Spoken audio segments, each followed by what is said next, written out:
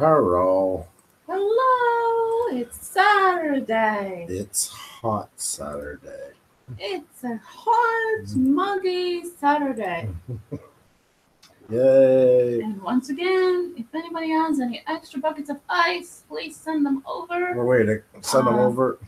Keep your phones on emergency 911 in case we pass out here.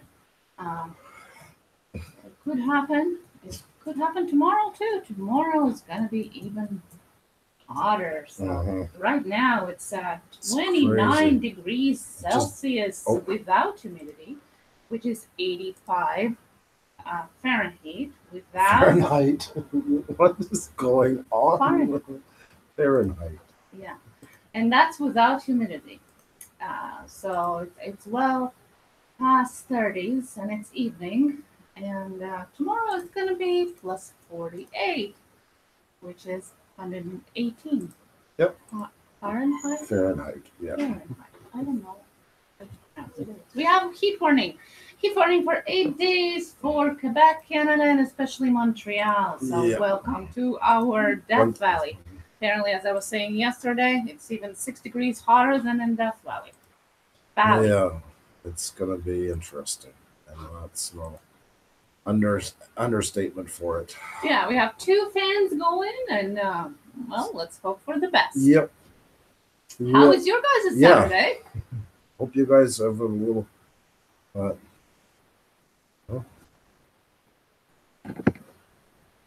Oh, thank you. Thank you. Thank you. I didn't realize that was on. Okay, so how are you guys' Saturday? How's your weekend? By the way, if you're in Canada, happy Canada weekend, Canada Day weekend. It's Canada Day tomorrow. So people all across Canada is having their a long weekend and enjoying their weather. Hopefully somewhere in the pool. Yes. I've seen Susie today somewhere in the chat across the rooms, and she was saying that she's her best friend today is floating in a pool. Yeah, and a cold drink. And a cold drink. Yeah, and I wish we could make a pool here. We almost did on the balcony. Mm-hmm. But it's nice evening outside, but the inside it's still cool. The night's not over yet, so. So yeah. Oh, I forgot something. You guys are already. Oh, jeez. Using you as my mirror. I'm gonna, put some color small in it. town investigation's hot. I'm in Texas. Yeah, I can imagine. See, people don't realize with Montreal, we've said that a few times, and some people were really shocked to find out that our temperatures in the summer are very comparable to Miami. A lot of the summer. Well, like I said, 6 degrees hotter than Death Valley. And we kind of go through the spell where we're like extra cold in the winter, extra hot in the summer. It seems like it's just always one extreme after another. So yeah, I had a message from CC Australia yesterday. Is that a normal weather over there? No. And they are having freezing temperatures in Australia. I mean, yes, it's winter there, but they're freezing their toes out. Some of the YouTubers have quoted. So that's quite interesting. Different changes. I don't know. Small Town Investigation says I would love to be in Canada. Have you ever been to Canada before? Lots of Yellow Badger Farm Girl is here. Polynesian Vlogger. Yeah, Thomas Schmidt said I'm still sending that video. It's actually ready. It's a little bit better. It has lots of noise, but at least you can see the bear. Thomas. Yeah. Yes, for those of you who haven't seen Andrew, and like I tweeted it out. What do you do in one of the most hottest days in Montreal? You take your son, you go out in the city on a long Canada Day weekend, and you go and watch trains. That's what they did today. We didn't stay very long. If something wasn't coming, we had seen he was getting ready to leave the yard, or otherwise we wouldn't have been there. I guarantee you. So I was quite surprised seeing it after. I actually didn't see when you guys were live. I didn't even realize, but then I seen it popping up. I'm like, wow, guys! I was at home. Yeah. I'm not going outside. I'm in the evening only now, but I'm not going outside in this heat. See, I chose a thumbnail. Did you see that? I didn't see that. Yeah. Thank you. You're always there for me, hon. You're always there for me. Also, do you? So yeah, I'm glad we're on. Panic D had some problems, technical difficulties with the OBS. Apparently, it's a huge problem in last week with YouTube. That's I know connecting that's OBS with live stream. So always something on this platform. if you are somebody who uses OBS for their live streaming, check it out. There's a thread for that in Panic D's. I put the link in Panic D's live video. People are trying to solve it out. Definitely something to think about. Okay, so today we're going to have a really interesting evening. We, as always, we're trying to bring you guests from all different categories, all different places. Yeah, that they are all somehow related to YouTube, but not for all of them. It's their main thing they're doing. Like today's guest is Dan LeFebvre. He's actually a host of a podcast, a award-winning podcast based on a true story. And yes, he has a YouTube channel too, where you can listen to his podcasts as well. But obviously, his main thing is podcasting. So we thought it would be quite interesting for you. It's a different category, talking about movies. He actually debuffs myths in movies and looking for discrepancies in historical events. Quite interesting. He picks a movie and then sets out the historical environment around it and how true it was to the movie that you're watching. Like one of my favorite lately watched movies was Dunkirk, and I was listening to his podcast about it. It's quite interesting, the differences in facts and how the movie adjusts to it, so to say, or changes the history as you wish. So that's going to be coming up in a little bit of time. So stay tuned if you are a movie buff. So I was going to answer, and now I lost them again. But, oh, sorry. Yeah, I did lose them. Somebody had asked a question. I will find it. Wilson Canadian.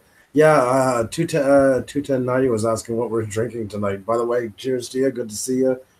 It's cold coffee. Cold coffee Cheers. and water. Boring. No, I wouldn't be drinking alcohol in this heat anyway. It's just, even for cold beer, it's way too hot. So, yes, and... I don't know. Tonight would be good would be Johnny Walker.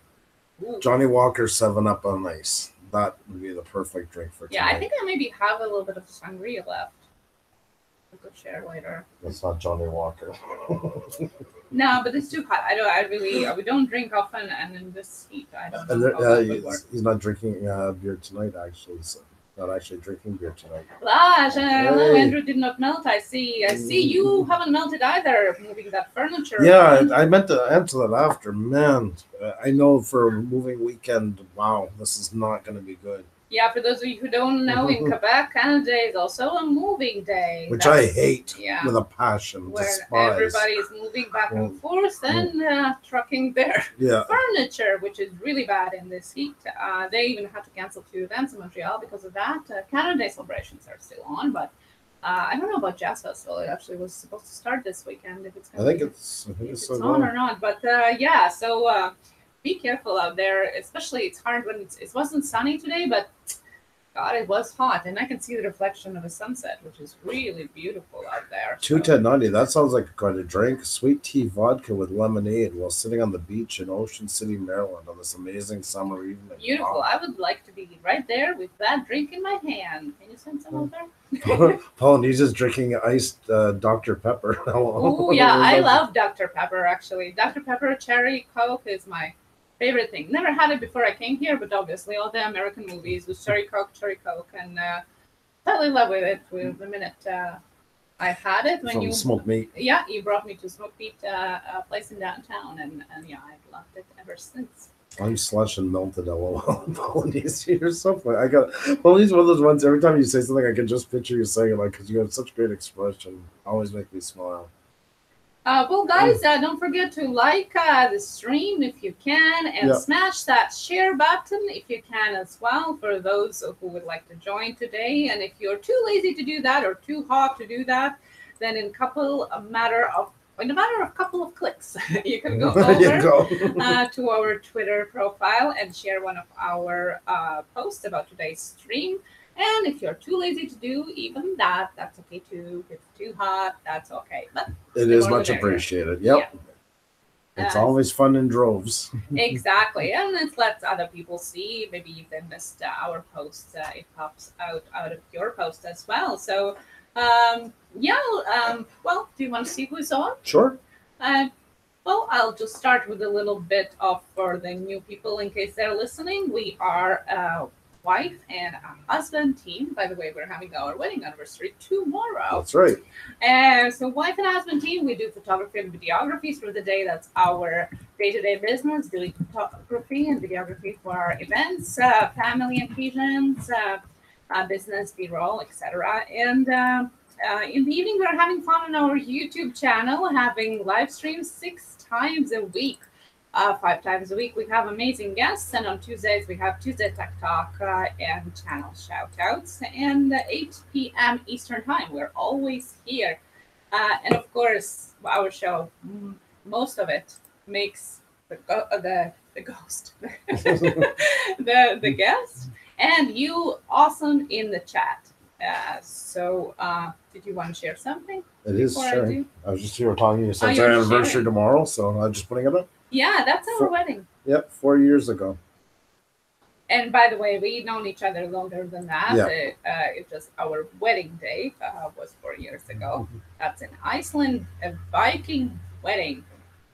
We didn't just know each other; we were together for a long time. It wasn't like we were buddies. Yes, we were together a long time. Kids together. We lived together, had kids together, and then decided to get married. We're engaged for a long time before that. So. About 3 days before this, we were still kind of chumming around and decided, what the hell? Let's go to Iceland and hitch. Yeah, no, but it could be like that because we eloped and all that. But that's true. It's not why. So, that's true. It was a magical wedding. We'll probably talk about it a little bit more tomorrow as well. Yep. By the way, yes, you haven't misheard it, or you didn't mishear it. I don't know which way would it possible. We are going to be on tomorrow. Can you believe that? Yes, we're going on vacation starting next week. We are going to have a little bit spotty schedule, mostly without guests for month of July, on and off. On and off, yeah, because we are going to be off internet. Well, we won't be so bad. We'll be back. I'm not spending the whole summer down there. And we'll come back and raring to go, I think, is going to be. Oh, definitely. But it's not going to be us scheduled. So we're not going to be here every night at 8. But we're going to be here tomorrow on our last before vacation stream. And the reason why is we've got a very special guest. We can't say the name right now. But there's a lot going to be going on tomorrow on it. There's going to be our anniversary. There's going to be Canada Day. And a very special guest. A very special guest, too. And that's why it's Sunday. Because, it's a special guest. So we agreed to do Sunday. Yep. So, yes. Hey, Sophia. So let's see who's on. Yep. It was a long intro I was doing for that one. Yep. Okay. So 21090 enjoying us on the beach. Brocknex. Hope it is cooler up there. Lash 5126 still haven't melted in Montreal either. Lisa Milena, hello. Philip, thank you for tweeting the puppy out. Polynesian vlogger. I love that. Small Town Investigations. Hello. Sophia's Passion for Cooking. Super Switch Girl 28 in the Woods with Wolfie. Terrell Emerson, of course. Terrell the original. I hope I didn't miss anybody. And if there's somebody watching us outside of the chat or listening us on their headphones, hello as well. If you can, say hi in the chat. If you're too busy or just listening to us, thank you so much for joining and enjoy your evening. I should have like a, like a sound, some kind of effect. Oh, no. No, we're not going down that road. We tried a couple of times. Yeah. Different comical farm and stuff. Sending hugs to all the ones who are melting, and for those of you who are in the colder parts, please send ice. Okay. In the Woods with Wolfie, by the way, hi. And tomorrow is also my Chaos Dog's first birthday. back at you, yeah. Is it Piper? Where is Piper? Oh, tomorrow. Oh, no. Yeah, I was wondering how long before one of you asked. Thank you, Terrell. Thank you so much. And thank you, everybody who's sending us good wishes for anniversary. Thanks, Ponies. You're definitely family. All you guys are family. You've been with us through everything, the ups, the downs, building this up, and that. You're always family. Philip, it's 118 is going to be tomorrow. So your 95 we're having today. I think it's even closer to 100. They usually get hotter than us in Toronto, but yeah. It's sorry, but this puppy here is really heated up. Oh, they said you got a buzzword for them. I never think it'd be puppy now. I know how she does stuff. That's right in her head now. Yeah, you know, most of the food channel, like TV food channel ladies, they use this word for cooking, and it always amazes me. You know, okay, so we will put this puppy in the oven, and now puppy's fried up crispy, like. Wow. Never thought of it before. Heard lots, never quite thought of it. Yeah, and then I always just like, it's really, I know it's an expression, but it just sounds so interesting when it gets cooked. The heat's getting to her, folks. Like winter, Philip wrote. Oh, yeah. I wish. Irvin, what's going on? Yeah, are you parked for the night? Well, I must be in for the weekend, I hope. I'm crossing my fingers. The outside thermometer on my RV says 54 Fahrenheit. Brockneck says, wow. Wow. I'm living vicariously through you tonight, my friend. Wow, Celsius. Oh, my goodness. Can we just, you know, minus 12? We don't even need, like, plus 12 degrees. Just 12 degrees cooler would be great. I'm a cold person. I can live with that 12 degrees. That's, yeah. Jeez.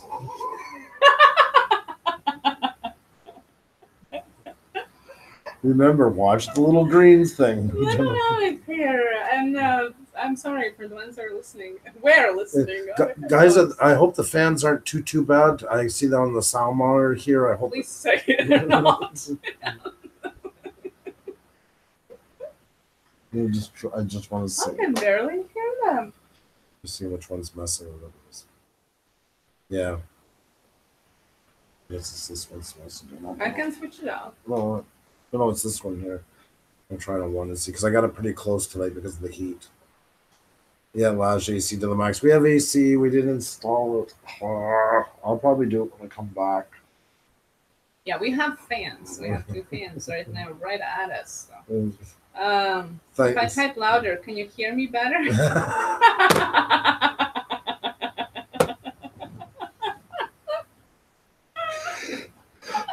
How you doing, Cammy? So good to have you here. Goodness. Oh, she said just right after, be right back. I didn't realize.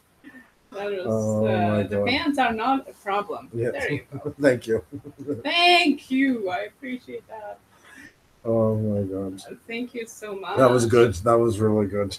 I can kick out of that. Soon time to bring on our guest, I'd say. I would say so. Yeah.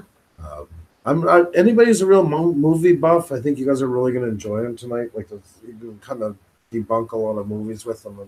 Yeah, and I mean, of course, we wanted to have him to get to know him more. That's what we are doing here with YouTube channels as well. Is how he ever got to debunking movies and history. Like, it's a very interesting combination. So the road towards it is what we're going to try focusing about. But I'm sure he's going to be excited to talk about the movies as well.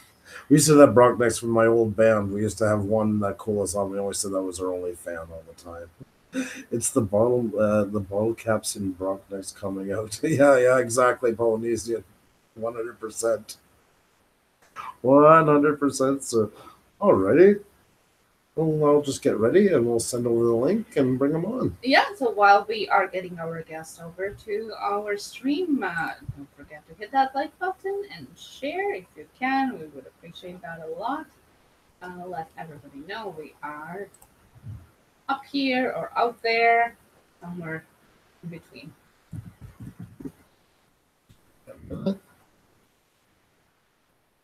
Became the troops. Okay. So I just wondered where you guys are heading. Maybe you have made some vacation plans for the summer. Speaking of our vacation, what is your plans? Mm-hmm. Or do you have any plans? Maybe it's a staycation. That has become a very popular, Yep. very popular endeavor lately as well. People are chilling out and binge watching movies and Netflix. So it's quite possible. There we go. Oh, hello, Abraxas. Hey, what's going on? Hi, hello, hello. How are you doing? Guys, if you can tweet that out, it's really appreciated. It'll be the last time I ask is if so don't worry, we don't hammer everybody, but if you can, Jen, you want to put up the link one more time? Oh, sure. You Thank can you. go to our Twitter page and retweet about that earlier today. Hey, Or just share. Hey, how's it going? not too bad for Hi. yourself. Doing good. I hear it's a little warm there, huh? Oh, yes. Yeah. We look worse for wear, but we're Well, happy early anniversary. oh, thank you Thank you very so much.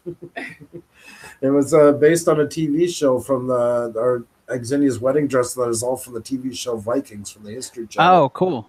Yeah, I Yeah. haven't actually seen that one, but it's on my list. There's a long list. I'm sure. But yeah, for us, it was one of our most favorite ones. Yeah. Except for probably the last season of it. Yeah. But yeah, it was awesome. So yeah. That's about well. You're a multimedia, TV, television, film guy, so I had to throw right from the get go. Oh, That okay. was my hint. Well, I haven't watched it, so is that a swing and a miss then? I do a lot of we do a lot of those in general. That's kind of our trademark. So, how are you doing tonight? I am doing well, actually. It's a little warm here too, but not quite as much as there. It sounds like we're only about 90 here. So, And where are you out of tonight? Oklahoma. Mm. Yep. And how has things been there? Have you had like a decent summer so far? Or Yeah, it's been warm. There's a lot of anytime the summer comes in, we get a lot of storms. So it's kind of been dodging those. We had one of those earlier today. They roll through and like to play havoc with power and things like that. So that's always fun, especially when you're trying to record something. well aware. Yeah. We've had a couple of our live streams go out because of that, and had to do like part 2 and get everything rounded up again. And yeah, one of them even was during our interview with Panic D. That is like a paranormal and about all the paranormal spooky stuff. Mm-hmm. So it went out right in the middle of their stream. Oh no. That was quite spooky and paranormal. It was fitting. It was especially weird because I don't believe, and I said the only time I ever even felt something remotely, like an energy was when I was at Auschwitz. And the moment I said that, poof, everything went out. So I said, I promise it wasn't clickbait. I didn't set it up that way. Doesn't still mean I believe. But. And I do believe. So who knows? It was quite a weird coincidence. I know Panic didn't want me to mention it for the rest of the interview. He kept saying the A word if we brought it up. So yeah, yeah, just in case. It's probably best to play it safe. So go ahead. We try to introduce you as best as we could. Okay. Those who are not familiar with your podcast, but maybe if you could take it a little bit in your hands and introduce yourself. What is it that you do? Yeah, so my name is Dan LeFebvre, as you mentioned, and my podcast, based on a true story, basically I tell the true story behind movies that claim to be based on a true story. So I know you had mentioned Dunkirk earlier. That's a great example. I think the most current one that I have out is Sergeant York. So he was in World War I, Medal of Honor winner. So that's a classic movie, 1941, I think was when that was released. So try to bounce between some newer ones like Dunkirk and some more classic ones. There's a lot of them out there to pick from. So never-ending list, it seems. Yeah, you have more than 100 podcasts, right? Yep. I don't know off the top of my head. I think it's 112. Maybe not quite that much yet. It's somewhere. It's over 100. I know I've hit that, but I lose track of numbers and such. That's amazing. And I think last year or 2 years ago, you got an award for being one of the best Yeah, that was surprising. You know, for any awards, when a lot of them you have to submit and to even be considered, and never expect anything out of it. But then when they reached out and like, hey, you won, it was really surprising. So that was cool. Congratulations. Yeah, must be quite validating for that. Yeah, it is. It's something where it's again, yes, it's never expected, especially I'm just one guy doing this, so it's just knowing that people enjoy it and people enjoy both the movies and history and kind of that merger as much as I do. It's great. People don't realize sometimes the work that goes into all these things. I mean, especially for you, the research and everything else. I mean, that's a lot of work. I don't know how you pull it off, to be honest. Well, I can say the same thing about live streams. I mean, at least I get to do it ahead of time and record it. It's just really, honestly, it's just a matter of taking advantage of technology. So I listen to a lot of audiobooks instead of actually reading. Right. So on my commute and stuff like that, I'll get research done that way. And then evenings and weekends, I'm almost always just working on it and little bits at a time. That's amazing. What drew you to it in the beginning? Like, what was the initial idea? Where did it spark from to do this? So you want the short version or the long version? The long version. Story. Okay. Okay. So long version is this is not my first podcast. I worked at a company that did training for CG artists. So like Disney, Pixar, ILM, they were our customers. And I was the head of the content marketing team there. So I ran the blog and stuff. And a podcast just seemed like a natural fit. One of the guys on my team suggested we try one, and we have had access to a bunch of artists and making movies and games. It'd be great to do that. So we did that for, I think we got to like episode 45 or so. It wasn't quite a year on a weekly schedule. Okay. And then our company got acquired, and they decided to downsize our entire department, which ended the podcast. And then when that finished, I enjoyed doing the podcast a lot. First priority was, of course, kind of, finding another job. And then once I had that, it was trying to figure out something that I could do on my own. Yeah. As I'm sure you can attest, scheduling interviews can be a nightmare, a logistical nightmare. It was a lot easier to do when I was doing it as a part of a company-run podcast, where it was, I was running it with one other guy on my team, and so it was just us doing it, but we could schedule anytime during the work week, pretty much. Right. Made it a lot easier. And then when we both went our separate ways, finding jobs different places, and that on top of the scheduling was just, we tried to do it, but it just wouldn't work. So I wanted to find something that I could do that would be a show that I could do on my own, essentially, without worrying about scheduling. So I was thinking of ideas, and that leads to kind of the other side of the story, where coming up with the idea for it. My wife is a huge fan of musicals. Oh. And so we go to a lot of musicals, and after one of the musicals, Les Mis, we actually, the entire trip back home, I was just looking up like how much of this in the French Revolution actually happened in that aspect. And we spent the entire trip home doing that. And so when I was looking for another idea for a show to do on my own, I thought back to that and was like, there's a lot of movies out there that do that kind of thing. Movies being that I was more familiar with the process of making movies, having worked at the company I worked at before. And so just thought I'd give it a try. And one thing led to another, and we're 100 episodes later. It's amazing. And it's such a wide reach. I mean, movies appeal to such a broad audience. Yeah. And there is a curiosity to that all the time. And I think it's something that people, whenever they watch something that's related to a true story, wonder and then kind of fade off. Or they do the usual kind of go to Wikipedia, get their kind of excuse the term, half-assed approach to answer, and then they just kind of move on from it. So that's why I think it's kind of ingenious. It ties in that whole curiosity thing, and a lot of people have it as a podcast. I think it's quite a great idea myself. Thank you. Yeah, I was definitely one of those curious people. And I must admit, early on, like before starting the podcast and stuff, I would do similar things, you know, go to Wikipedia. Everybody does, right? Yep. It's formatted the same way for everything, which makes it easy to do research. Yeah, it is. But yeah, I've expanded quite a bit beyond that now, but but it's I like it. It mixes two things I love: movies and history. And does your wife do any of it with you, or are you solely doing all the research and everything yourself? No, it's just me. Wow, that's a lot of work. It is.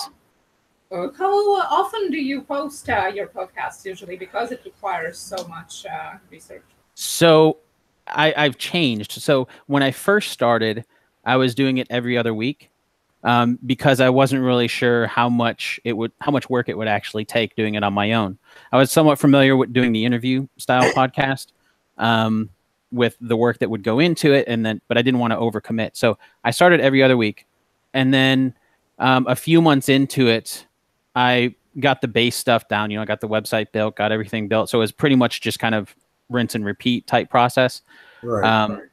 And so I went weekly, and I did that for a little bit over a year until actually in March, my father passed away unexpectedly, which just threw off my schedule, and it was a focus on other things. So now I'm back to every other week because I've got, you know, other family stuff going on and things like that. So right now it's every other week. At some point, hopefully I would like to go weekly again, but I don't want to overcommit, and I'd rather do something I know I can do than really try to push myself too hard and suffer with quality and stuff.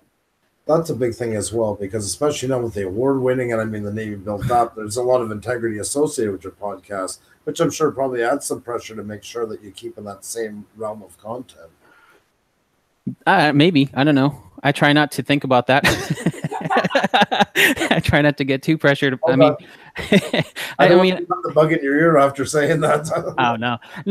You know, honestly, it's one of those things where I specifically tailored the show to be something that I know I can do, and so if people enjoy it, then I know that I can keep pushing that out. If people don't enjoy it, it's not for everybody. That's fine. That's why there's like 500,000 podcasts or whatever out there. There's stuff for everybody. So that is true. But I mean, like I say, I find you found something that has a really broad, should appeal to a really broad audience, in my opinion. I mean, yeah, movies. Yeah, no, exactly. Yeah, it's and I actually recently, I'll kind of preface this. So up until recently, obviously, I've only done movies that are claimed to be based on a true story, with a couple exceptions. I don't know if you've looked through the list. I've done the first two movies of Lord of the Rings, and I got really good feedback on those, just because they were different. You know, I was just comparing them to the book essentially instead of comparing to history. It was an April Fool's joke initially, and then I realized after I did it that I started a trilogy, and so I guess I have to finish it. But I've started just recently. Actually, the first one went out last week, doing what I'm calling minisodes, which are not true stories, not true movies. Like the first one I did was Back to the Future, completely fictional movie, but there are some historical elements in there. I'll give you one quick example. So in Back to the Future, the guy who becomes mayor, Goldie Wilson, I believe his name was. Yep. He was a black mayor, and they go back to 1955, and the shop owner there is like, "Oh, black mayor, that'll be the day, right?" And so it's like, well, when was the first black mayor? And little things like that. Of those, I'm keeping really short, like 5 or 10 minutes. And right now, because they're so different, I'm just publishing them on Patreon right now. But it's allowed me to open up a little bit more into some other movies that people have requested, even though they're not based on a true story. I get a lot of requests for movies that are there, but there's others that people have requested as well. So yeah, it's been a lot of fun. Speaking of choice of movies, how do you do that? Like, how do you decide what movie is going to be next, or like, do you have a plan ahead, a sketch? Like, how do you decide which one are you researching now? Yeah, so I do plan ahead as much as possible. So I've basically got a huge list. And I think I don't have it up in front of me, but I think there's a couple hundred movies on there right now. And so I have on my website, there's a little tab on the side, and you can actually add a movie if you want to, which will just go directly into that list. And so there's a lot of people that do that. There's a lot of messages that go on social media or email. I get a lot of requests. So I try to kind of prioritize those. I used to do, when I was doing weekly, I used to do a Patreon level where if you were $5 a month or more, then I would jump that to the front of the list, that kind of thing. But I took that away since I went back to every other week. I didn't want to, again, overcommit to guaranteeing the schedule. It makes it a little tough. So now it's the way I've done it. I'm still kind of figuring out, since I've shifted that schedule again. But I'm really trying to add a little more diversity to it. So like if I do a World War II movie, I don't want to do another World War II movie right next to it. If there's something kind of, if there's some event coming up, like, for example, give a little bit of a heads up on that. I've already planned for September 11th doing a movie around that event. So when there's events in the week or something like that, I'll try to factor those in. Sometimes it's not a strict rule, but that can sometimes factor in. Is it harder to research the movie that is based on more recent facts, like the one that you just mentioned, or the ones that are from longer time ago? You know, like Braveheart, for example. Yeah. How hard was that? It really varies. With something like Braveheart, you have to accept that everything isn't. We're not going to know everything. Yes. I mean, even with recent stuff, we're not going to know everything. That's the way a lot of it is. And where it can get to be really tricky is that a lot of people are certain that they know the right thing. And so I try to be as upfront about that. You know, I'll try to find the more reliable sources, but I also try to be upfront where if there's 2 or 3 different possibilities, I'll try to, you know, just mention them all. You know, this is the one that most historians agree on, but there's another belief out there that this could be true as well. For Braveheart in particular, that one actually wasn't too bad. It's a very, very famous story, you know, with William Wallace. And it's the type of story that there's a lot of it is purely based on word of mouth anyway. So there's going to be a grain of salt thrown in there anyway. I think people kind of seem to just know that with a lot of the movies set way back then, as opposed to more recent, when people assume that there's going to be more documentation on things. Do you get backlash like for the more recent events that you research? No, I mean, I haven't. There's been times when people have pointed out mistakes and things like that, and I'll go back and try to correct those if they're a major plot point.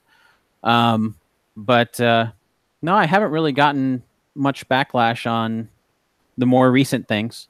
I try if I'm not really certain on something, then I try to just be upfront about it and say, you know, this is the best that I could find, and I'm okay with saying, you know, I couldn't find anything out for sure, but this is the best that I could find, or something along those lines. There's a show that we watch we really like. It's called Adam Ruins Everything, and I find you've got that same thing. I don't know if you've ever seen Adam Carolla. Have you seen the show? I have not. I've heard of it, but I haven't seen it. Yeah, it's the fact and all, like, you know, and the like doing that, like, you know, debunking all these stories, and that's the whole point of it. It's not in a bad way ruining, right? Ruining on the first shot, but it really does set the tone for what is the truth. Yeah. And some people sometimes don't want to hear it. And I'm wondering if they're like that even with movies. It's like don't ruin it for me. Don't ruin it for me, you know, because you're, you know, bringing shining light on the actual truth of the events behind it. Yeah, I mean, sometimes, and then I'll get other feedback where people have not seen the movie, and then they want to go see the movie because the story intrigued them. Something too, kind of to go back to the point of backlash on that. If there's something that I'm not as sure about, I also have the control of just not covering that. Yeah. So I don't cover every single point in the movie, and so if there's something that I had a question about, and started doing research onto it. If I can't find the answer, then a lot of times I'll just move on to kind of the next plot point in the movie. So, I guess I kind of hide it a little bit in that way too. I love that. Well, that's the advantage of having your own podcast. Yes, exactly. Well, you know, the movie's a couple hours long, and I try to keep it, 45 minutes or so, half hour, 45 minutes, an hour, whatever. So it's not going to cover everything. Thank you. What I found so refreshing, so to say, in podcasts, because oftentimes it's an hour long or even longer than that. And, I find it hard to listen for a longer podcast at a time, right? And I enjoyed that you have a shorter format, and sometimes it's even shorter than that. You have like 20 minutes, and some are 40 some minutes. They vary, and I just enjoyed it more. I think it's more dynamic, and you can choose if, as a listener, I can choose if I want to listen back to 2, for example, if I want it longer. But if I only have, a lunch time to listen to them, then I can do that, Thank you. Yeah, that was intentional to make it that way. One, it does cut down on the amount of time to write it, of course. But also, I enjoy podcasts that are shorter like that. Half hour to an hour is usually my limit on podcasts. And so my advice to anybody, I guess, on that would be, when you're trying to do something, when you're trying to create something that you would enjoy. And so I enjoy podcasts at that length. So that was just a logical, I'm not going to try to step outside something that I wouldn't enjoy to listen to, just to try to get it to be really long or something. What are your own favorite podcasts? If I may ask, what are you listening? Oh wow, there's a lot of them. I try to bounce around. I got so actually some of the hosts I've had on the show. So Sam Fredrickson from the Not Alone podcast, kind of a paranormal type. He was on the show that talked about Mothman. That was that honestly, I had him on because I really enjoy his podcast. Corey Constable from the Omitted podcast, that he's ended that one now, but another favorite podcast of mine. And Scott Rank from History Unplugged, so another favorite, history podcast. Yeah, I mean, those are the kind of some of the ones that are at constant rotation. I'll listen to things like, Judge John Hodgman and Ono Ross and Carey, and it's just kind of bounce around. A lot of them. Do what? Any guilty pleasure podcasts?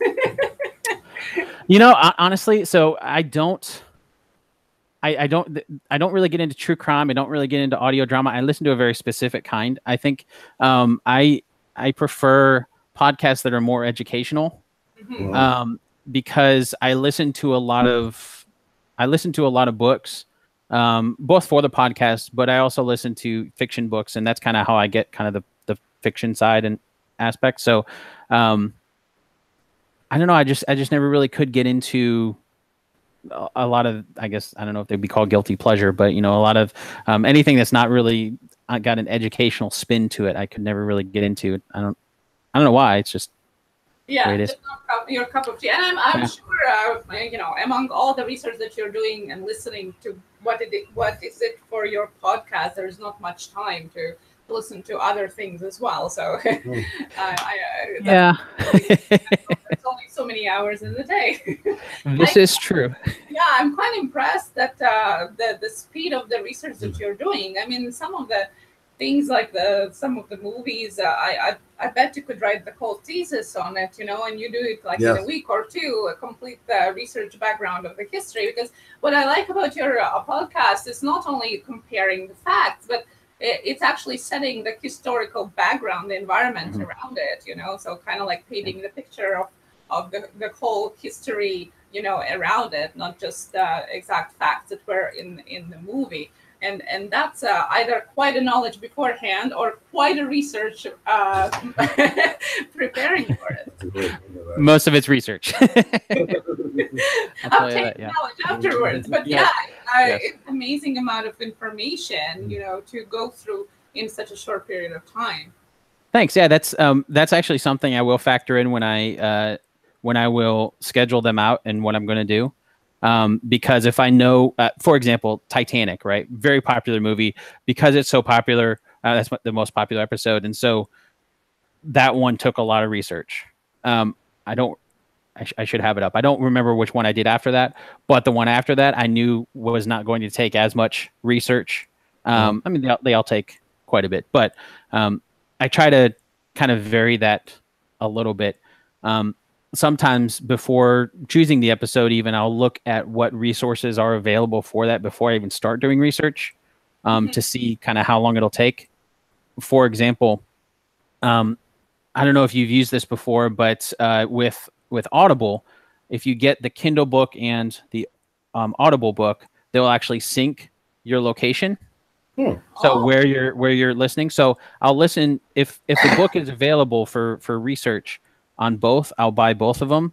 And then while I'm commuting in my car, I'll listen to the audiobook and set bookmarks at points where I have a question in the movie or something I want to look up research later.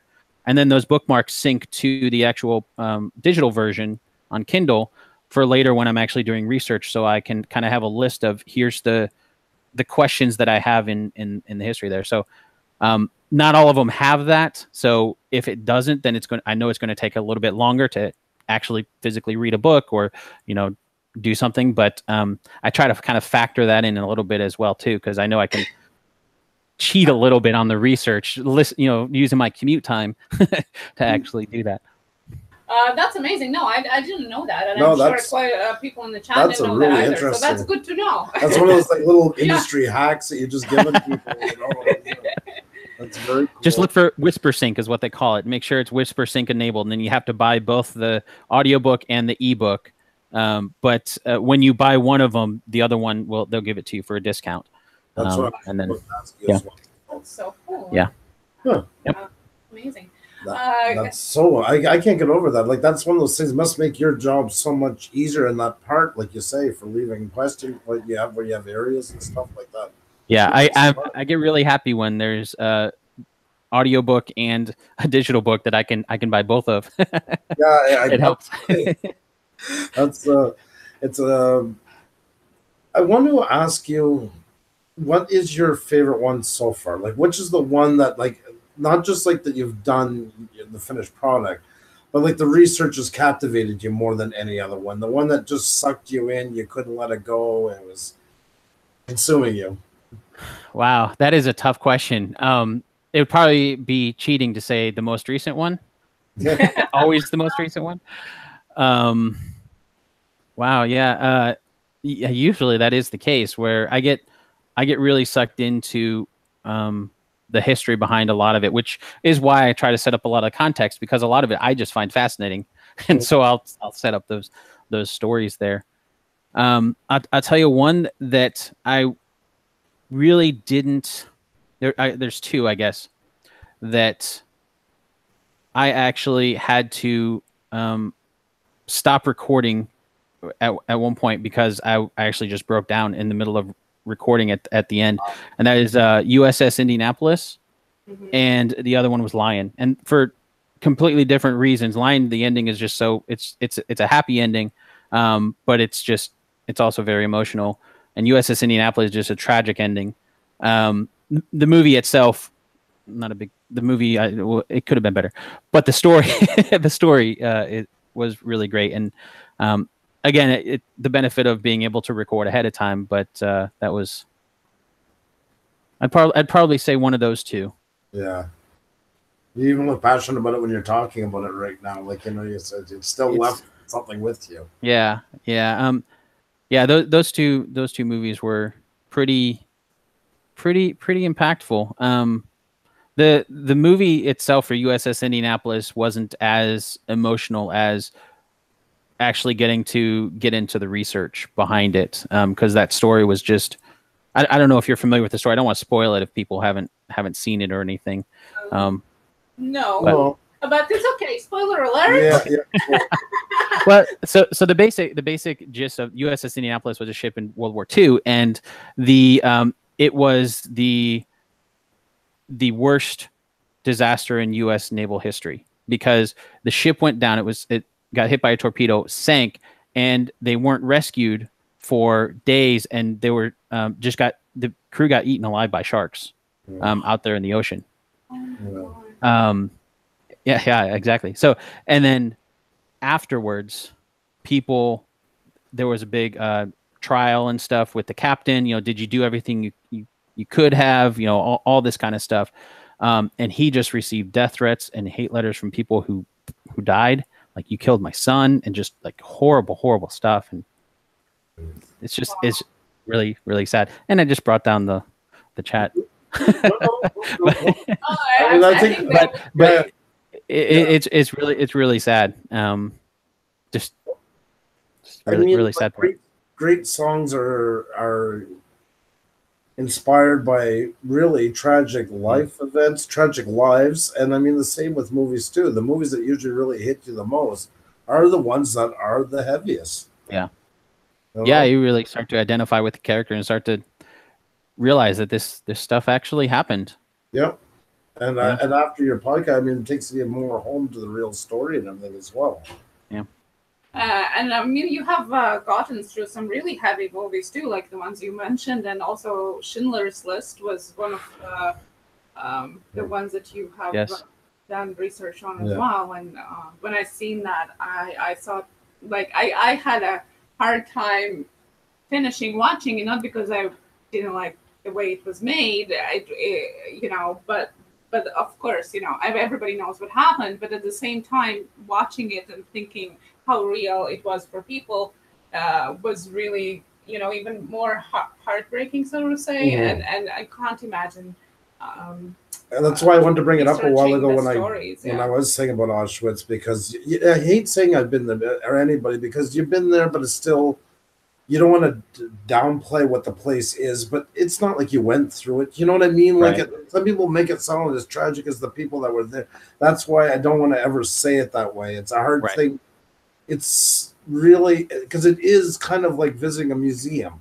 Yeah. And also that downplays it. There's no way to bring it up. But the feelings into it, and when you were talking about it, you kind of conjured up some of those feelings that I had there.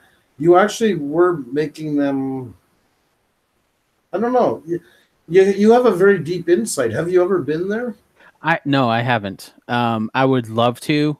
Maybe that's not the right phrasing. For the historical purpose, I would. Yes. It would be something that I think I would enjoy. Well, again, I wouldn't enjoy it, but I think you know what I'm saying. Like, I would like to go sometime. I didn't do Schindler's List, but I mean, it all ties together. I mean, it's the same down, like, worst atrocity the world's ever seen. And, so that one in particular, that one and the one before it, I remember that because that was probably some of the most difficult research to do.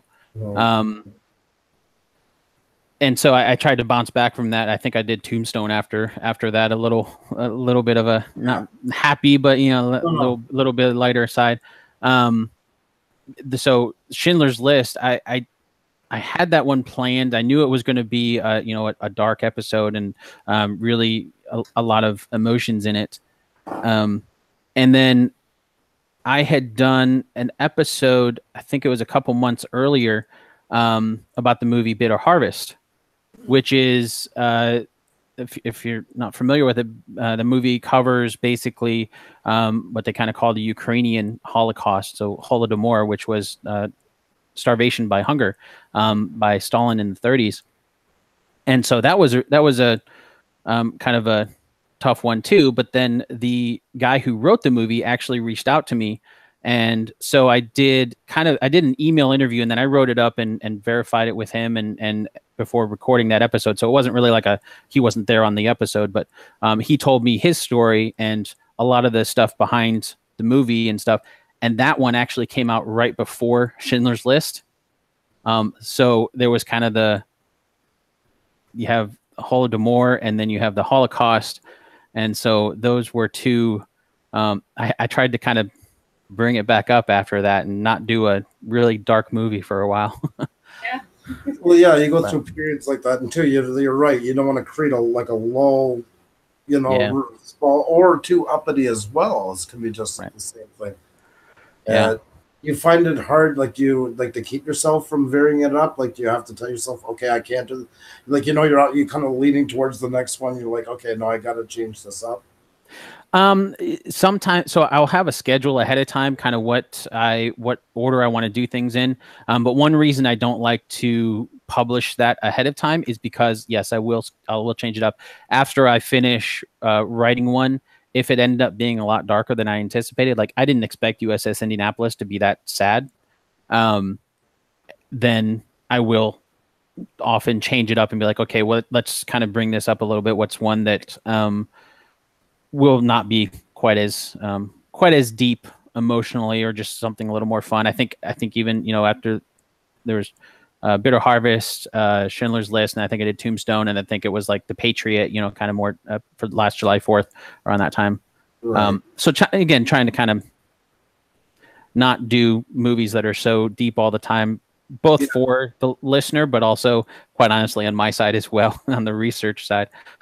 We go through the same thing as well, because that's what we were saying last night. For instance, we had Yankee Outdoor Adventures on, and he's got a great following in these, like the backpacker, you know, out in the woods guys, and they're amazing, and they come in groups. It'd be so easy to just like, hey, why don't we have you on tonight, you know?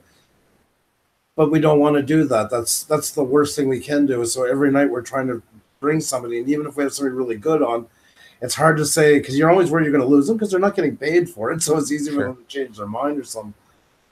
But you got to like space them out so it keeps it interesting. Every night is kind of like listening to a different, or an audiobook, or a different movie, or a different podcast. And it's easy to fall in that trap. I've caught myself starting to lean there and pulling back. That's why I was curious if you felt you go through that sometimes too, policing ourselves to keep it fresh. Yeah, and I think everybody likes a little bit of variation with the type of content that they're consuming. You know, that's just natural, especially with something like movies. I mean, you go to a movie ultimately to be entertained, and so a lot of them are really emotional, and a lot of times people will find that entertaining, the emotional side of it, but sometimes not so much. That's why people enjoy different genres. So I try to kind of vary that up. And you can even open up a genre to somebody who didn't even know they liked it before. You know, it's open doors to them as well. I've actually... Sorry, go ahead. No, you go ahead, please. I was going to say, I've actually been really surprised that one of the most popular comments that I get from episodes is that they've never seen the movie, but now they're going to go watch it and research it more on their own. Which honestly is like one of the things I really wanted to begin with, was to open it up to more people. Like I can never, in 45 minutes or an hour, I can never tell everything, but I try to spark that interest where they'll go buy the books. That's why I always recommend a book or two to start that process at the end of the episode. Books that I've looked at in my own research or something, and, you know, hopefully inspire people to learn more on their own. Because like you mentioned earlier, there's a lot of people who like to do that anyway. And so I'm trying to kind of encourage, you know, here's a little bit more that you can learn beyond Wikipedia. I mean, Wikipedia's formatting is great. It you know, but you know, it's I don't want to. It serves a purpose. It does serve a purpose, but it's not the be all end all, and that's the big point into it. Panic D Videos had asked a while ago. Sorry, Sean, I missed your question. I was asking if you've done JFK or Parkland. No, I have not, but I will add those to my list. There you go. There you go. Yeah, I have done Jackie, yes, and so that's a good example, because I probably wouldn't do JFK right after that, because it's kind of the same. I mean, different side of the story. So I think there's definitely there, but so that's another good example of things I try to take into account when I'm scheduling things out. That's actually an excellent example. I never even thought of it at the time, but yeah, that really would tie into it for sure. Yeah. How do you liking YouTube? You know, it's not my primary aspect. I honestly started putting stuff up there because it was easy to do the way that I do it. I'm not doing it live. I don't do the video. I primarily just do it as audio. But after I saw that, you know, YouTube is really starting to focus on a lot of audio, and, you know, they have the YouTube Music app and all that kind of stuff. And and I started seeing a lot of Facebook groups that people enjoy listening to audio on YouTube. So I was like, oh, it's okay. It's another channel essentially. Yeah. So it's been going pretty well. You know, it's I just see it as another platform that if people want to listen to it there, great. If not, everybody has preferences. Any thoughts to start doing video like when you're recording and stuff like that, or maybe doing like a more visual version of some of your stuff? I'd love to. I just don't know if I have the time. Yeah. That's one of those things where I do the way I record. There's some editing involved. I don't know that I could do it live. Yeah. There's some editing involved for sure. Something to consider down the road, but yeah, it is a lot to take on. We're actually looking at doing the reverse. We started with it, then I got sidetracked. We want to start turning our stuff into podcasts. Okay. Yeah, well, you've got the hard part figured out, the audio and video. Now you just got the audio. That's the easy part. You think so? You think so? I haven't done audio in a little while, so I'm getting back into it. We definitely got to get better mics and stuff like that. That's the next thing. But well, right now we're using our Rode Video Pro and using that because we weren't planning to do live streams. This was never planned, so we never set up for it. We only shot cinematics, but it looks like we're going to be doing more of it. So I'd like to get a bit better setup, better mics. Yeah, we got inspired by Dark Angels and Pretty Freaks hosts that are on YouTube as well, and then we had Juliet Miranda. Yep. As well. Okay. Morning New Roses, and I guess they kind of both pushed us to think about that as well. So, actually, what do you think about that? I find that there's lots of people now kind of starting to get into podcasts, which maybe even a year ago wasn't such a big thing to begin with. There's much more renewed podcasts interest now, than it used to be a year ago. What do you think about the situation now? In what way? I mean, are you? Well, I know that Castbox now is starting their premium part of it, and there's been a lot of discussion that I've been reading about how like, is it necessary, and it's actually people are going to be starting to get more into podcasts because they see it as an opportunity to like in YouTube getting paid, or in a way our people are actually being going to be paying for it. You know, is it something to be paying for? Like I've seen lots of polar thoughts about it. Yeah.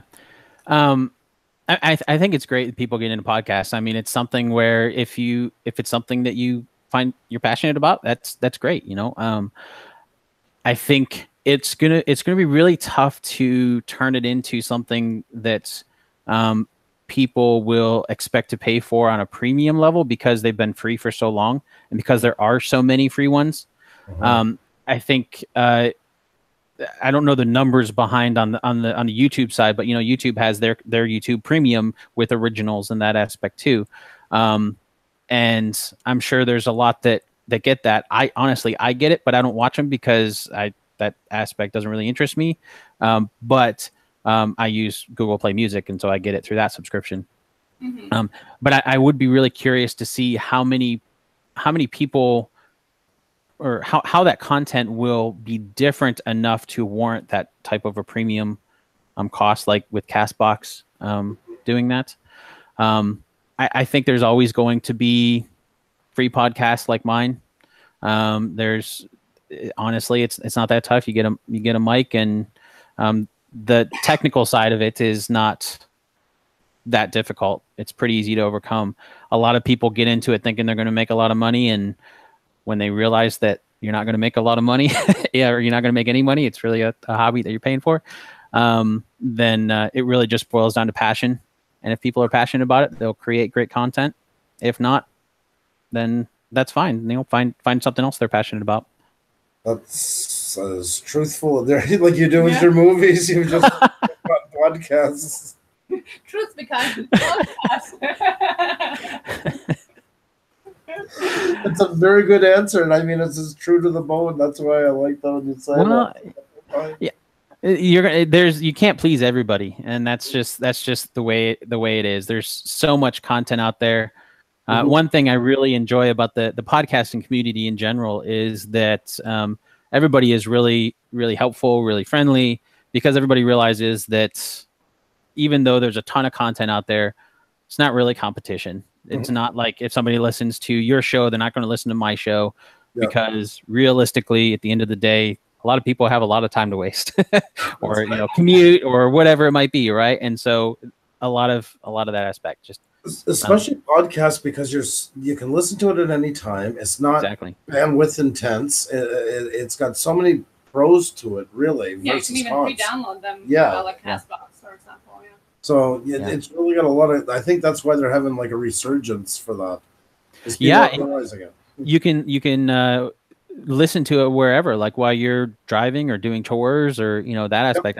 I've had a lot of listeners reach out that say that they love listening to the show while they're doing chores around the house, which you can't really do as well with the TV show or a movie itself. But if you've seen the movie, you can kind of get a little bit of nostalgia to it.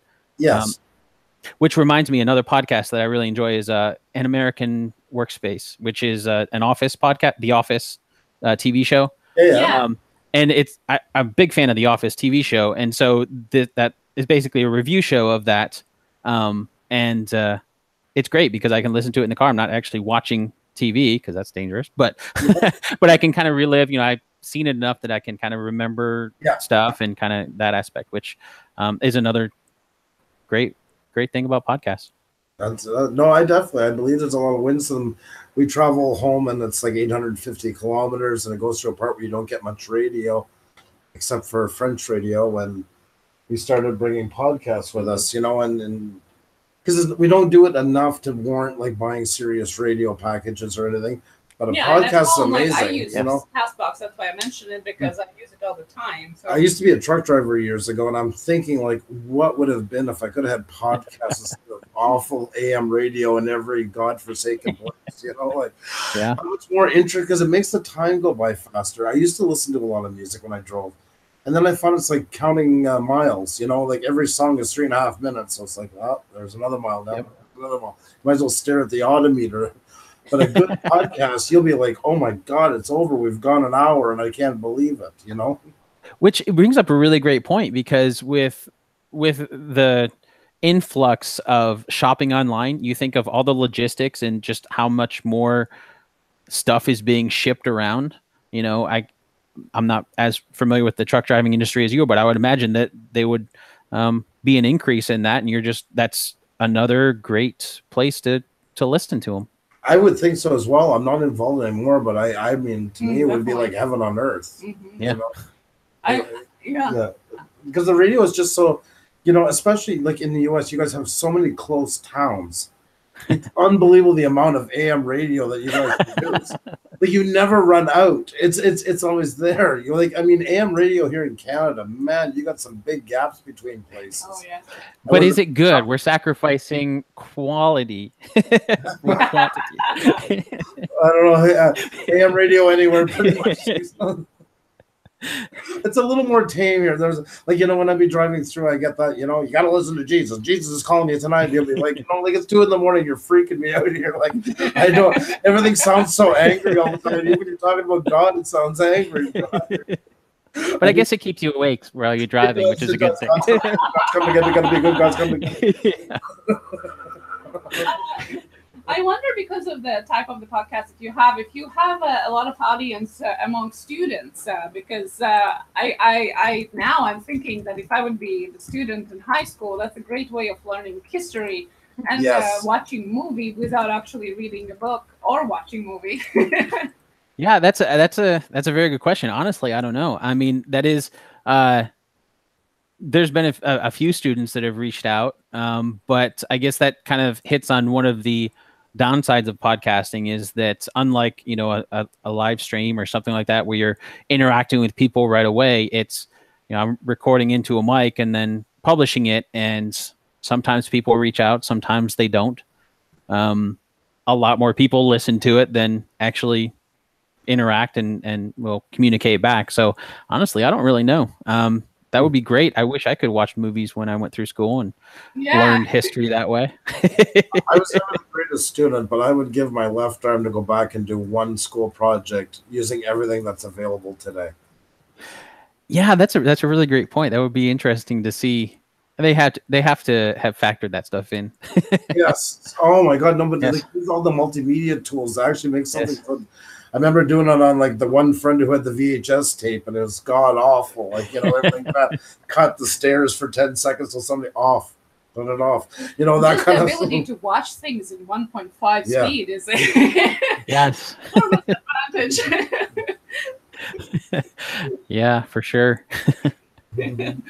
Well, we talked a little bit about the podcast, but we always have this question that Andrew asks. So well, you started everybody off here. already about, you've talked about getting into the podcast and that. So we're going to go back as you want to go. Could be toddler, could be teenager, wherever you feel like starting. And just a bit about yourself, where you got to the point that you are at today. Oh, where I got to where I am today, huh? Yeah, where you grew up, a bit about family, whatever you feel like sharing. Okay, well, I grew up in, I guess it'd be the Midwest. I grew up in Ohio, and my dad owned a software development company, so I always grew up around computers. Cool. Got really into computers. Almost everybody in my family kind of went into the programming route. Okay. So, you know, software development or web or something. And I wanted to be different because sitting behind a computer all day looking at words didn't sound interesting to me. Which in retrospect, that's what I do now when I'm writing. But so I decided to go to school for computer graphics. So for a while I worked at a couple studios, kind of bounced around in Dallas and in Pennsylvania, and bounced around different studios, primarily doing like broadcast commercials and things like that, with a specialty in 3D motion graphics. So did that, and then ended up getting a job at the Air Force here in Oklahoma City, doing 3D graphics and doing animations for high-level crashes, essentially. So I worked in the materials lab where the engineers there figured out if an aircraft went down, what caused it. And they'd come up with this report that's, you know, really long, and they found out pretty quickly that the colonels and generals that make a budget decision don't like to read very technical reports. So they put out for a contract, and I filled that contract as a contractor there technically. So to basically take that report, and I would work with the engineers to turn that into, you know, a couple minutes of animation to show what happened, what part failed, why it failed, and all that kind of stuff. So did that. And then when that contract ended, I wanted to stay in Oklahoma because I have family here. And I pretty much called up a guy who was my teacher, who also lived in Oklahoma, and asked him if he knew of any jobs. If not, I'd have to move out. There's not a lot for 3D in Oklahoma. And he said, you know, actually, we're looking to hire. So I interviewed there, ended up getting a job there. That was the company that I mentioned before, where I started doing, they do online tutorials for the movies and games industry. So the name was Digital Tutors. So I worked for them for years. They ended up getting bought out by Pluralsight, which did the same thing, but for dev and IT, for coding. And I moved around in there. I started off doing some 3D instruction, you know, doing online tutorials and things like that. Ended up moving, as I mentioned earlier, to the content marketing team, starting that team up, running that. And then after the acquisition, got downsized and ended up moving to where I'm working right now. I'm actually working for the same guy that started Digital Tutors. He does speaking and consulting and stuff like that for company cultures. So I work with him, and he has a little winery on the side too. So I do web stuff and writing and stuff for them now. Yeah, so that's kind of in a nutshell. Very cool. There. That's a really interesting history you have there. I wanted to ask you about the Air Force one where you're doing the reenactments. Uh-huh. That Must have been quite interesting, actually. There's a lot of work goes into it. Like, do you create based on the data that was inputted? Like, do you create the interface and then the data does the work, or are you creating it all based on the data you've received? So the engineers would figure everything out. Okay. Materials engineers, some of the like just crazy smart people. And I worked at Tinker Air Force Base here in Oklahoma City. So they're an air logistics center, which means that most of the engines in the U.S. Air Force, even some of the Navy, will go through there and get serviced. Oh. And so if there's a failure, I'll give an example, and this is probably going to be technically wrong because I haven't worked there in years. But the basic concept, so let's say an engine failed for whatever reason, and the engineers can go in and with a scanning electron microscope, they can look at a part that is broken. And if they see, say, the part comes from the back of the engine, which is going to have more heat because the flames going through it, which means it requires a certain type of metal like titanium or something that's going to have a lot more resistance to the heat. But if they realize that there's a smear on there from a different type of metal that was actually only in the front of the engine, they know that something broke off there and flew all the way through the engine and caused that. Oh, wow. And so then then they would go back to, okay, who made that part? A lot of times, it's going to be a contractor. Did they make it to spec?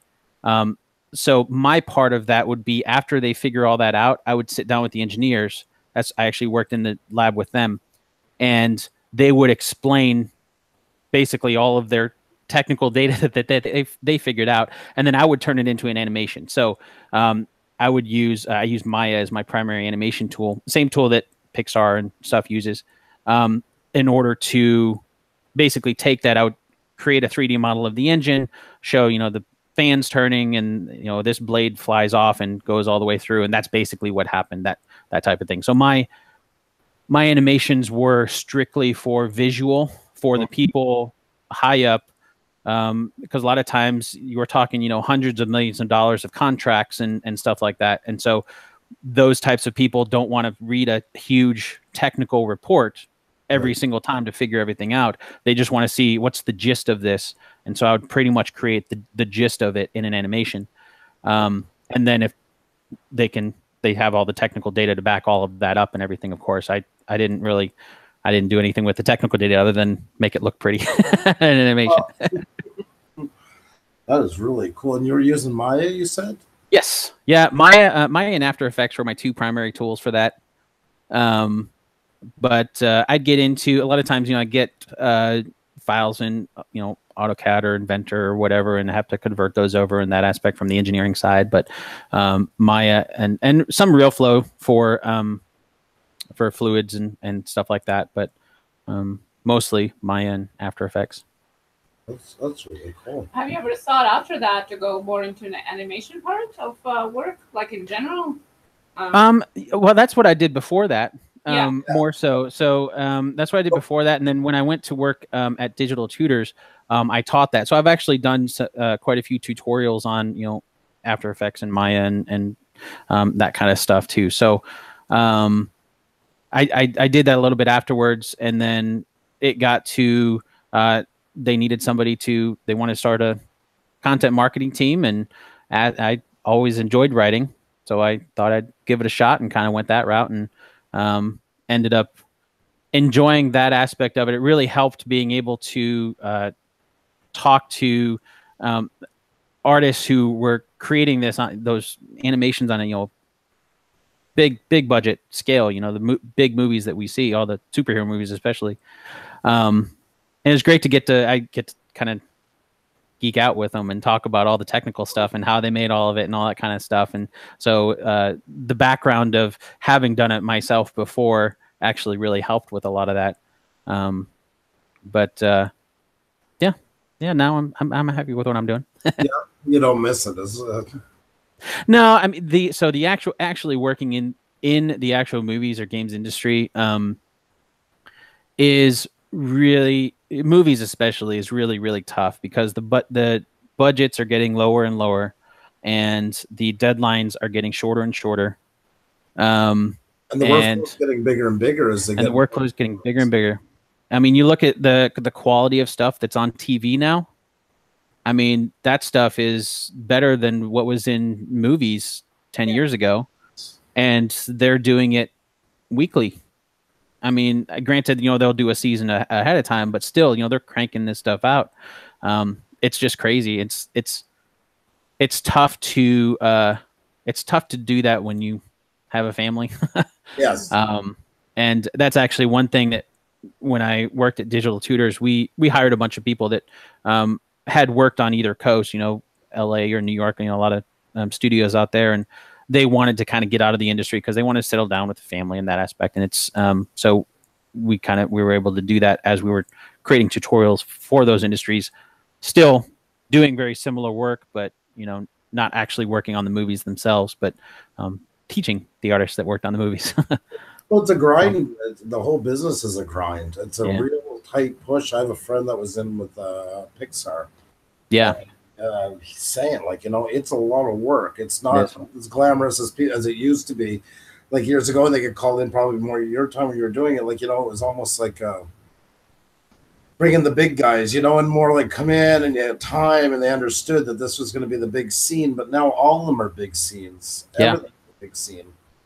Oh yeah, and not only that, but I mean, you're having full-on digital characters interacting with people now, and that's just crazy. I mean, the amount of work that goes into that.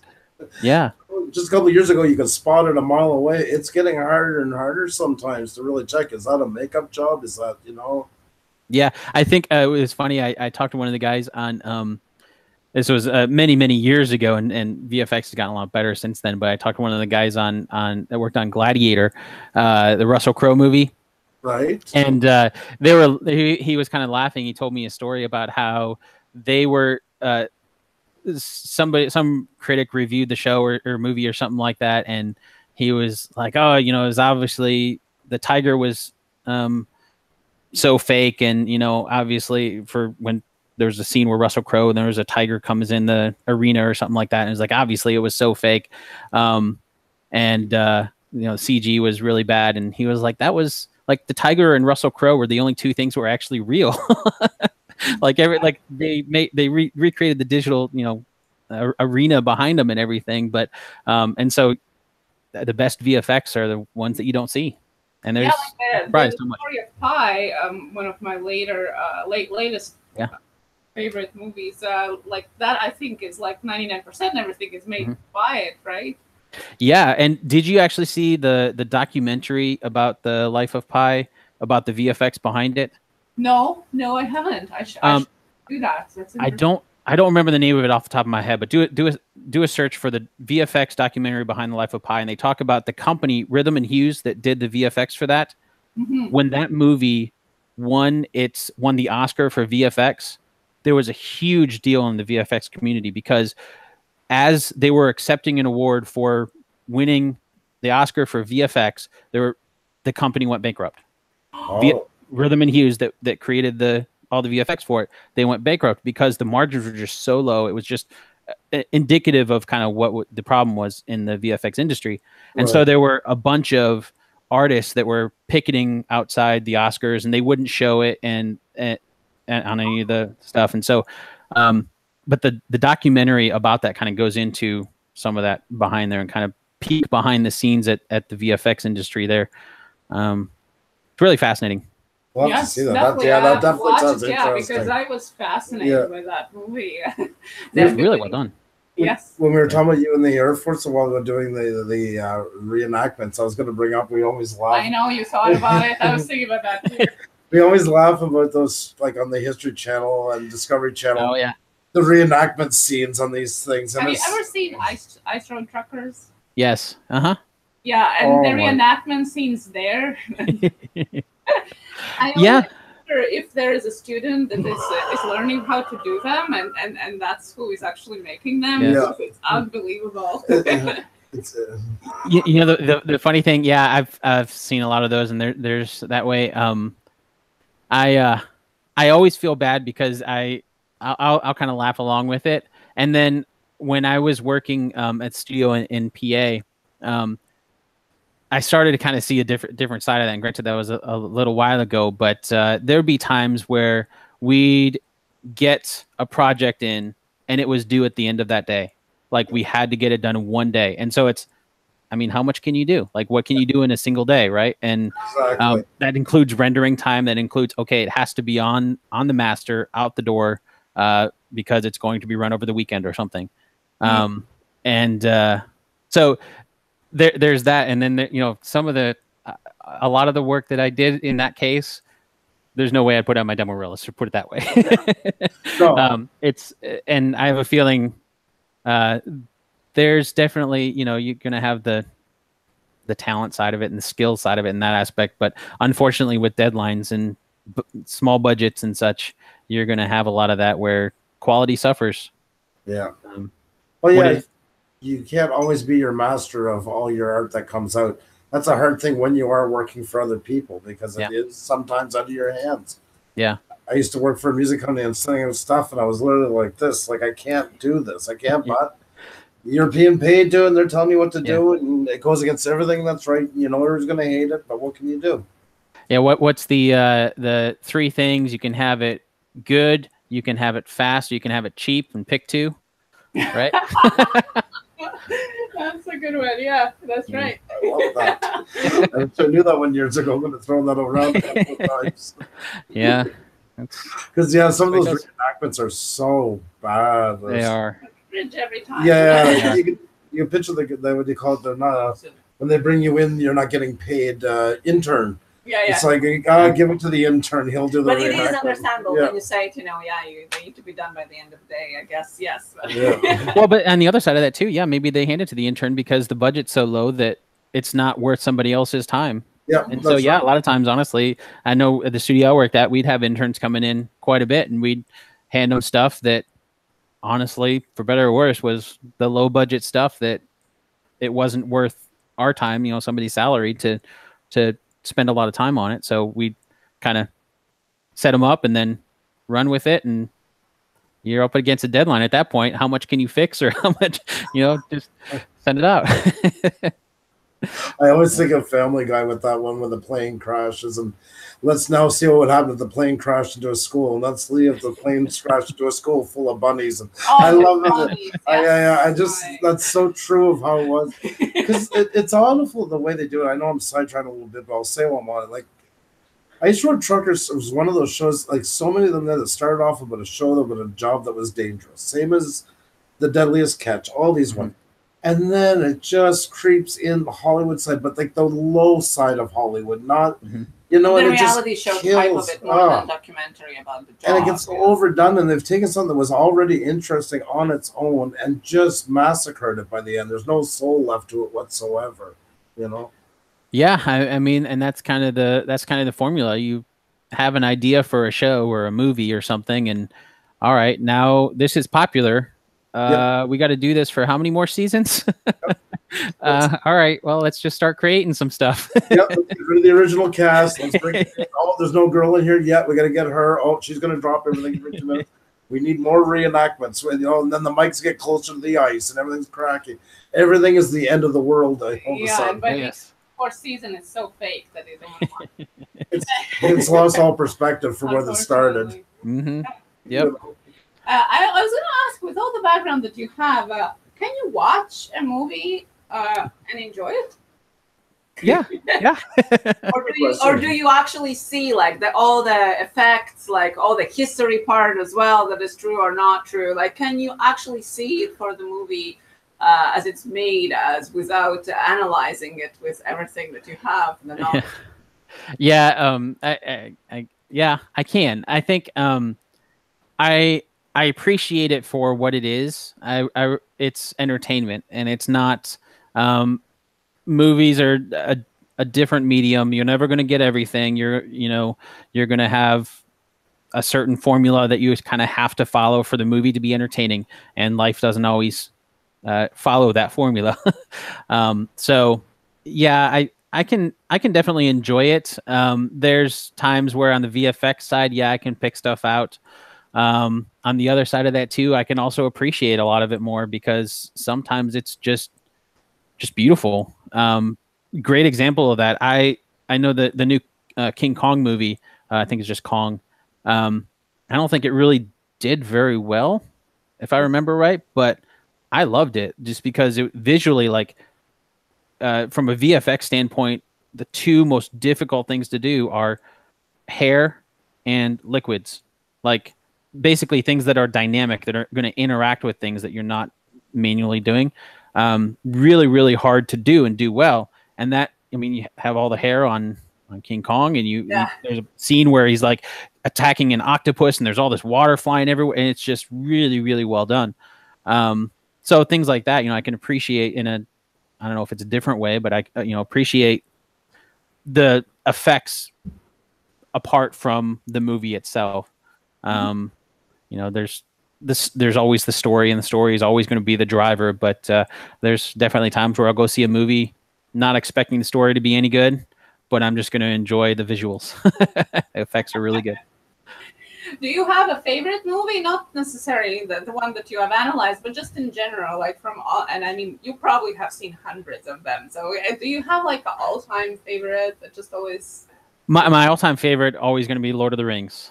And honestly, that's why I started like the April Fools covering that, just because I love the books and then love the movies. And I was just going to ask talking books. Yeah. Big fan of those. So I'm going to have to say those.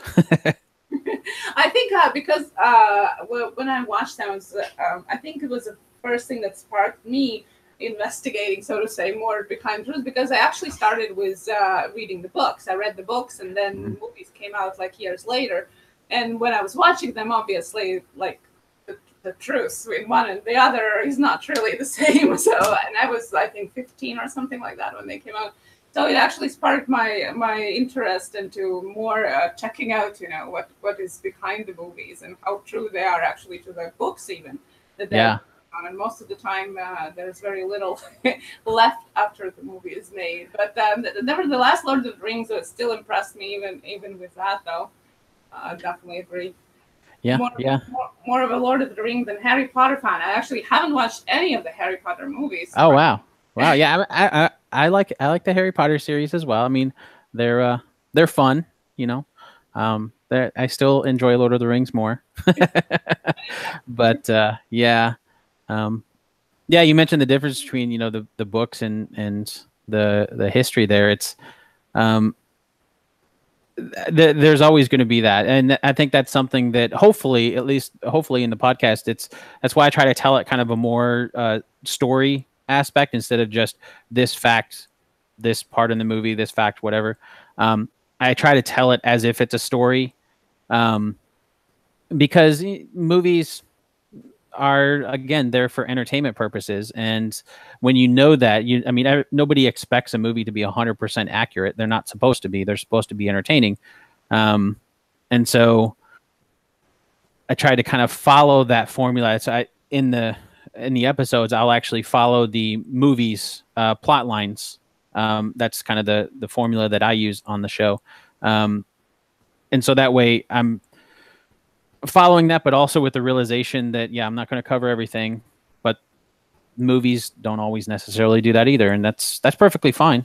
I think that's fine for a movie to be entertaining. And if it's not, it doesn't have to be historically accurate, but I think it wins if the movie is entertaining enough that it makes you want to go back and research that more, because it's putting a spotlight on that moment in history or that person in history or something. And if you're starting to research that more after seeing a movie, even if the movie was historically a train wreck as far as accuracy is concerned, it still got you to go back and look that up, which I think is a win.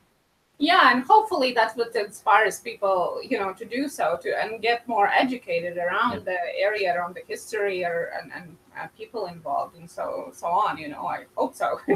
Yeah, I would hope so. Yeah. Yeah. Talking about the controversies, though, and expecting not history lessons, so to say, out of the movie. I know you covered Argo, and that has been quite a spark of controversy at the time when it came out. Due to different sides of Canadian and American part of it and all that. Especially on this side of the book, I think there was a lot of talks about that. How about that? People were really, I think, upset there about the movie, although it was supposed to be a movie, as Ben Affleck was saying, not exactly the history lesson. Yeah, I mean, I think that one probably would be a good example of, because it's more recent history, people people who lived through it are more familiar with that, and they're closer to it, and so they realize that there's this is wrong essentially, right?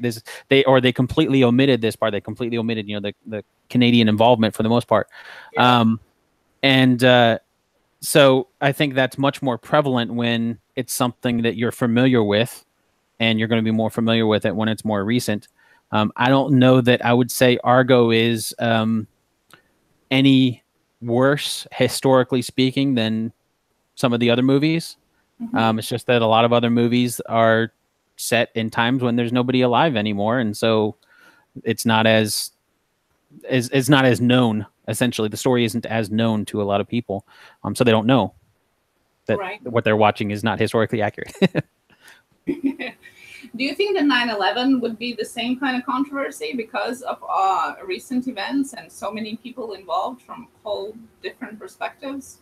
That's very possible. And quite honestly, I put a little. I have a little disclaimer before that episode when that one comes out that that episode in particular that's coming out in September. I almost didn't do it for that reason. Because I knew that there's going to be a lot of controversy, and honestly, a lot of it in that one in particular, we don't know a lot of the facts behind it because unfortunately a lot of people passed away, and so we don't know. But the other side of that is I think there's a new generation coming, and I was actually talking to a friend of mine, and his son was there, and he didn't know anything about 9/11. He didn't know anything about like what had happened or anything like that. And so that kind of struck me. I was like, but then it makes like, it's hard to believe that was 17 years ago.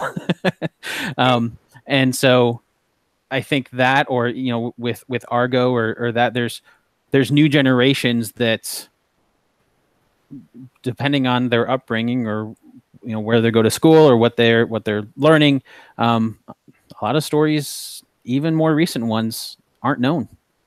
And we just kind of, I think I lived through 9/11, so I know I wasn't there, but I lived through the date. So it's one of those things where everybody knows where they were on that date. But there's teenagers out there now that don't, and there's been a lot of, I call them kids. It makes me sound old. Teenagers that have reached out that, listen to the show. And so that was ultimately the reason why I decided I will be doing an episode for 9/11.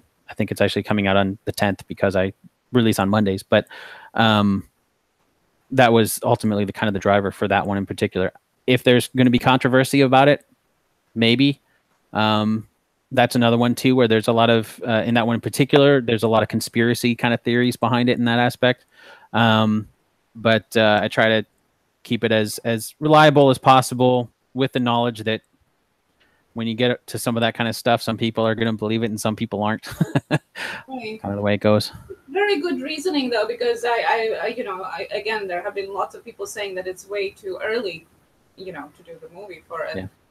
But I agree that the point that you brought about generations, the new generation that is not even aware of that happening, and that's quite astonishing. It doesn't take long now in this day and age. It doesn't take long. It's I mean, there's so much stuff every day that it out of sight, out of mind, and something that happened 10 years ago or 15 years ago, that's not top of mind anymore.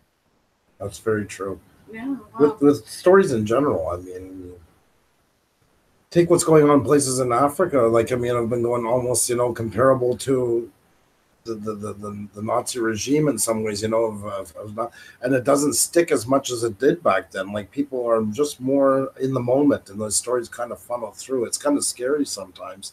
Yeah. How things don't make such an impact anymore, even on such a large scale. It is. You kind of start to realize why history repeats itself. Mm-hmm. Unfortunately. I mean, there's good moments in history too, and those are I'm okay with repeating. But you know, unfortunately, some of the negative sides of history repeats itself too, and yeah. Yeah, I think also like 50 years ago there was less information because it took so much longer to get information, from one continent to another, so to say, or 100 years ago even. But now it's such an overload of information. We know instantly what happened in in China, in Australia, and in Africa, that it is an overload, and it kind of in a way desensitizes us to what is going on, because we hear about kind things going on everywhere every day. So it loses that shocking moment. T-Throg says here, hubby worked with people in China that thought 9/11 was a movie. I was just exactly backing it up right there. Oh, yeah. Yeah. Wow. Yeah. I mean, there's more information now, but now we're getting to the point to where it's almost, it's almost going back to that, where there's so much information that how much of it is actually good information, and how much of it is actually going to stick. And so it's almost going back to the aspect of there's not enough information because there's just so much that you just disregard all of it. Okay, well then you're not actually getting as much information anyway. It's the fake news argument, and then the fake news one's claiming there's fake news, and it's becoming such a full circle. You don't believe anymore. You know. And people are lazy in general. They don't do research behind the facts, and especially with social media filtering what we see, we start now seeing what we want to see. So they don't show the other side of the story. They don't show different opinions. They only cater it to what your interests are. Your friends are only the same interests, so you never see behind the fence, so to say. It's easy. To say, well, this is the only truth, because you never see the other side. And I find it with the social media, it's a manipulative. It's starting to impact globally how people are making their opinions. Brenscom Farm says, it was so sad when I had my first 9th grade class that was not born for 9/11. I remember. It's amazing how quickly it passes. It is, and it's honestly until I was talking to my friend there, and his son mentioned that, I was like it just didn't. I hadn't thought of that. It was just something that everybody knows what happened on 9/11, right? And everybody knows that story, but no. Yeah. Well, yeah, I never thought of that too. It is quite a generation changing. Like even World War II and stuff like that. The only reason why most young people know about it today is mostly from video games, so more than the stories themselves. Video games and movies, For 9/11, I mean, eventually probably there will be, but that's wow. Yeah, that's for sure. And I mean, I think, and again, kind of going back to, I think that's okay if it encourages people to learn more about that. And I like that aspect from entertainment, where even though, a movie will say based on a true story or something like that, and everybody knows it's not really true, which is fine, but that little bit there is very often enough to get people curious about, oh, what about this was true? What about this was not? And in my mind, if no matter where they go to learn more about that, there's a lot of sources out there. We talked about all the different types of information, but that's a win, because that means people are actually looking that stuff up, and they're learning more about history, and they're learning more about those stories, and hopefully not able to repeat them. Yeah, if they are doing it, that's always been the kind of the question. If it really does come through the way it does, it's hard to say. Sure. Well, not everybody's going to, but if there's a movie about something, people are going to be more likely to than if there's not a movie about it where that event was never even brought up. Yeah. In the mid-2000s, working for a large music company, the big fear was when Rock Band came out, does this promote kids to actually want to go out and learn a guitar after? Or is this where it begins and ends? And this is the new idea of learning how to play, is being on it, Oh, yeah, that's interesting. I mean, we had music stores calling us, freaking out, like, is this going to be the end of us? Is this the writing on the wall? And it was a big thing in the community discussing that. That went on for probably a good year and some, that discussion. Oh, wow. And was it? I mean, did it have a major impact? Some. I would say I left the business in 2008, but I would say some, yeah, because I mean it was once again instant gratification versus holding a G cord for a month. You know, it's true. Like, yeah. And the same as that, like, you know, like that's where I say about video games, and I'm not anti video games in the least, but that is some things okay, and that will be somebody will say that, well, it's going to help them learn more, but sometimes all it does is maybe at best get them to Wikipedia for 5 minutes. That's true. But I'm hoping, and I think the young generation does, there is more go-getters into it for knowledge that do strive a lot more than people give them credit for. The generation now with video games is kind of like the heavy metal guys of the 80s. They all thought were mummies, but they were actually the most well-read and the most sought-after extracurricular people in the mall. But they were taken for granted, and I'm hoping that's the same with the video game evolution as well, that they're just being taken for granted on how much they actually do look up things and do retain knowledge. Yeah, hopefully. I mean, I guess we'll find out as time goes. Yeah, they'll be taking care of us one day, so we're hoping. Yeah, that's what together. Yeah, you know, that's for sure. Something like PewDiePie and stuff like that. I mean, the guy is quite well read. Like I even see now he's starting to do. He's kind of like it was as a laugh, but he's actually doing a bit of a book club. Oh, really? And he's getting a lot of feedback, and he's reading like 5-6 books in a month, like, you know, and getting young people into them. And that stuff really opens it up because they're like, if he's doing it, you know? I thought it was amazing he's doing it because lots of people, like kids, younger or older, are listening to him, and by him actually making it cool to read books, there are a lot of them, I think, getting into it, and he's reading like serious books. It's not, you know, a comic book. It's actual serious literature, and I thought it was a really great way of understanding how much his platform actually matters. Yeah, that's great. I mean, anytime you can get people reading more, that's great. I was a bad reader, and I wish I would have had audiobooks. My life would have probably been a bit easier. But I did try to. I'm no good. I wasn't so good with like novel size, but I was reading a lot of articles. I did read it. So nobody thinks that I lived in a box. I did everything from National Geographic through. I wasn't good with the 400 pagers, I'll be honest. Well, I think with technology too, as we talked about earlier, I think that having audiobooks or you know, podcasts or that aspect too is opening up reading. I'll put reading in quotes with audiobooks. But you know, I mean, it's opening up that to people that for one reason or another either aren't interested in just sitting down to read a book or don't have the time to. And again, I think that's great. You know, the more knowledge that we can learn from, more options out there. It's great. And once again, that opens the doors into podcasts and everything else. I mean, podcasts are a learning experience as well. I look at them really no differently pretty much than a book in some ways, because yes, you're getting the highlights of it, but you're still taking in the information. It's done in an entertaining fashion. Yeah, educational ones for sure. Definitely. Like there are really two types, more educational ones, and then the other ones more are like reality show. Right? So for sure, the educational type definitely. And I think it's more a way of the future. I mean, we've already gone to the web version, and now it's on to the whole thing is, let's face it, all humans are the same. We want to get rid of as much work as we can do. And if you get rid of the typewriting, you get rid of the reading, and you get all this and the retention. It definitely plays into the blueprint what mankind seems to want to always go towards. Yeah. Yes. I mean, there's different types of learners. And that was something that we came across quite a bit when I worked at Digital Tutors doing CG tutorials, was that we did video tutorials, but not everybody likes watching video. Not everybody learns that way. That's not everybody retains information that way. Personally, that's not how I retain information. I like to read things. And so that's fine.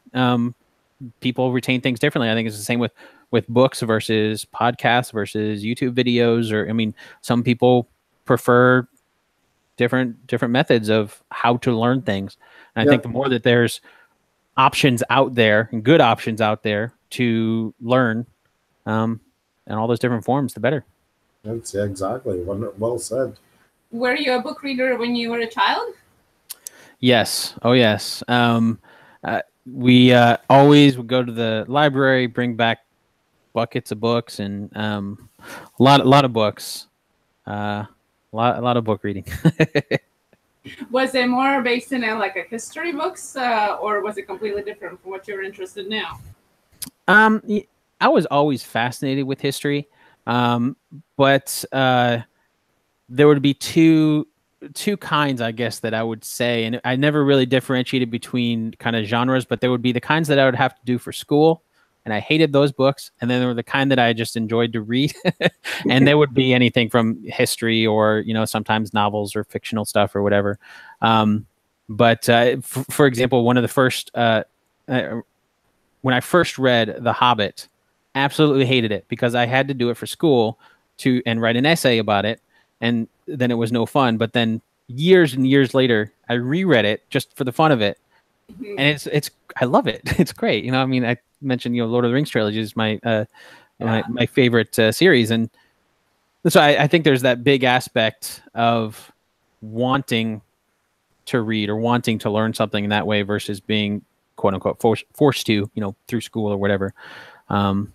Which again goes back to the more options that are out there and people wanting to learn in the way that they can, not trying to downplay school, because school is very, very important, and that education is very important that way. But kids like me, I didn't like to read when I was forced to. I like to read when I wanted to. So. Yeah, I find rereading stuff after school as well, a lot of that, and I think it's just, even when you're not forced, you're different looking. The way you look at the book is completely different because you have a different set of mind. There are numerous books that I've been reading after, like Jane Eyre and lots of them, and it's completely different outlook. Like Dorian Gray, like hated reading it through English literature class, but loved it afterwards. Yeah.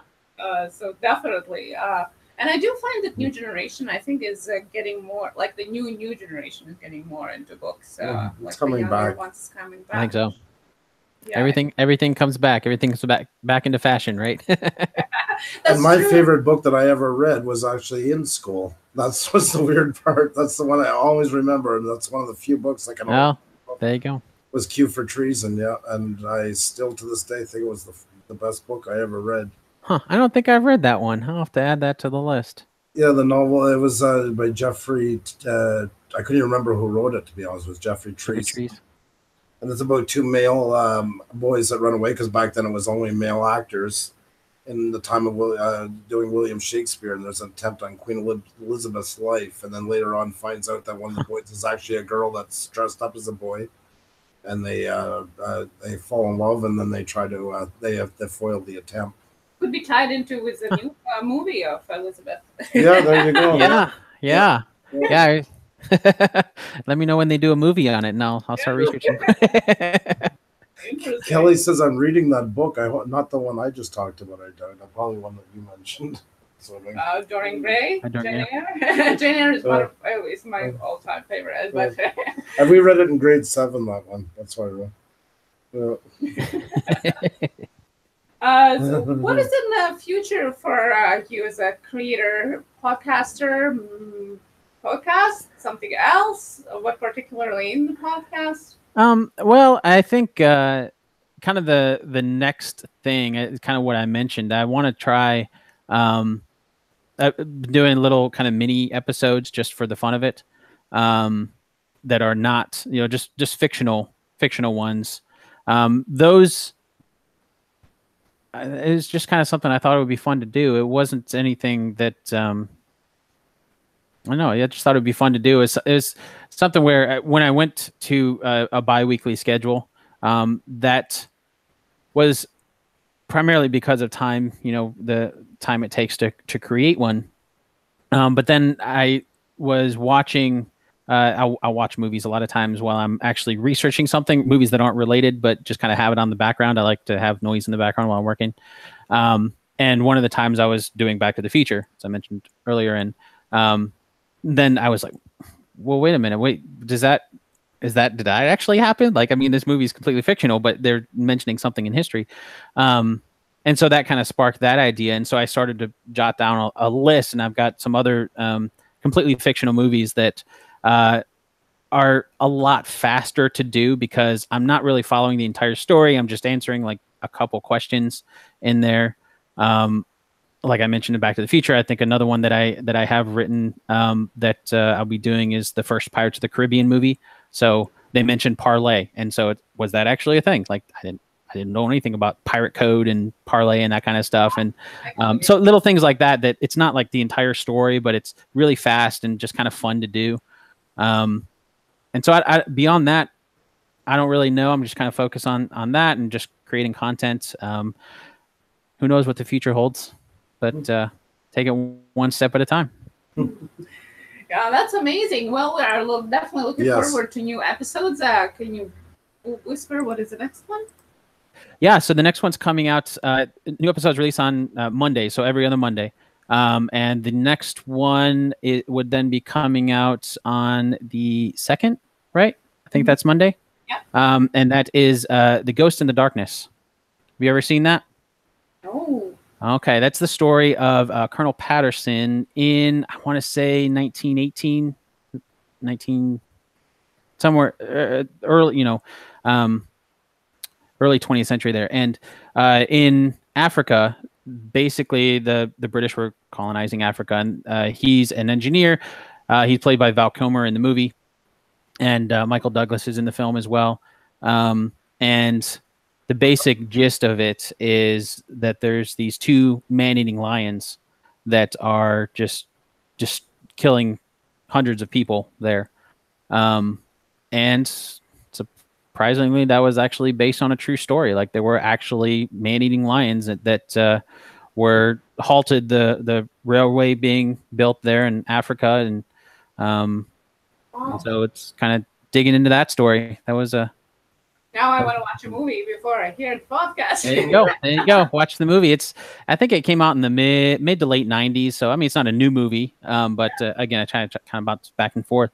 But that's it's an interesting one. It was fun. It was fun to research. I always enjoy something that's completely different. So like the last one I did was Sergeant York, which was a war movie, and there's tons of war movies, but this one being kind of set in Africa and just about man-eating lions and just being a little different than a typical war movie.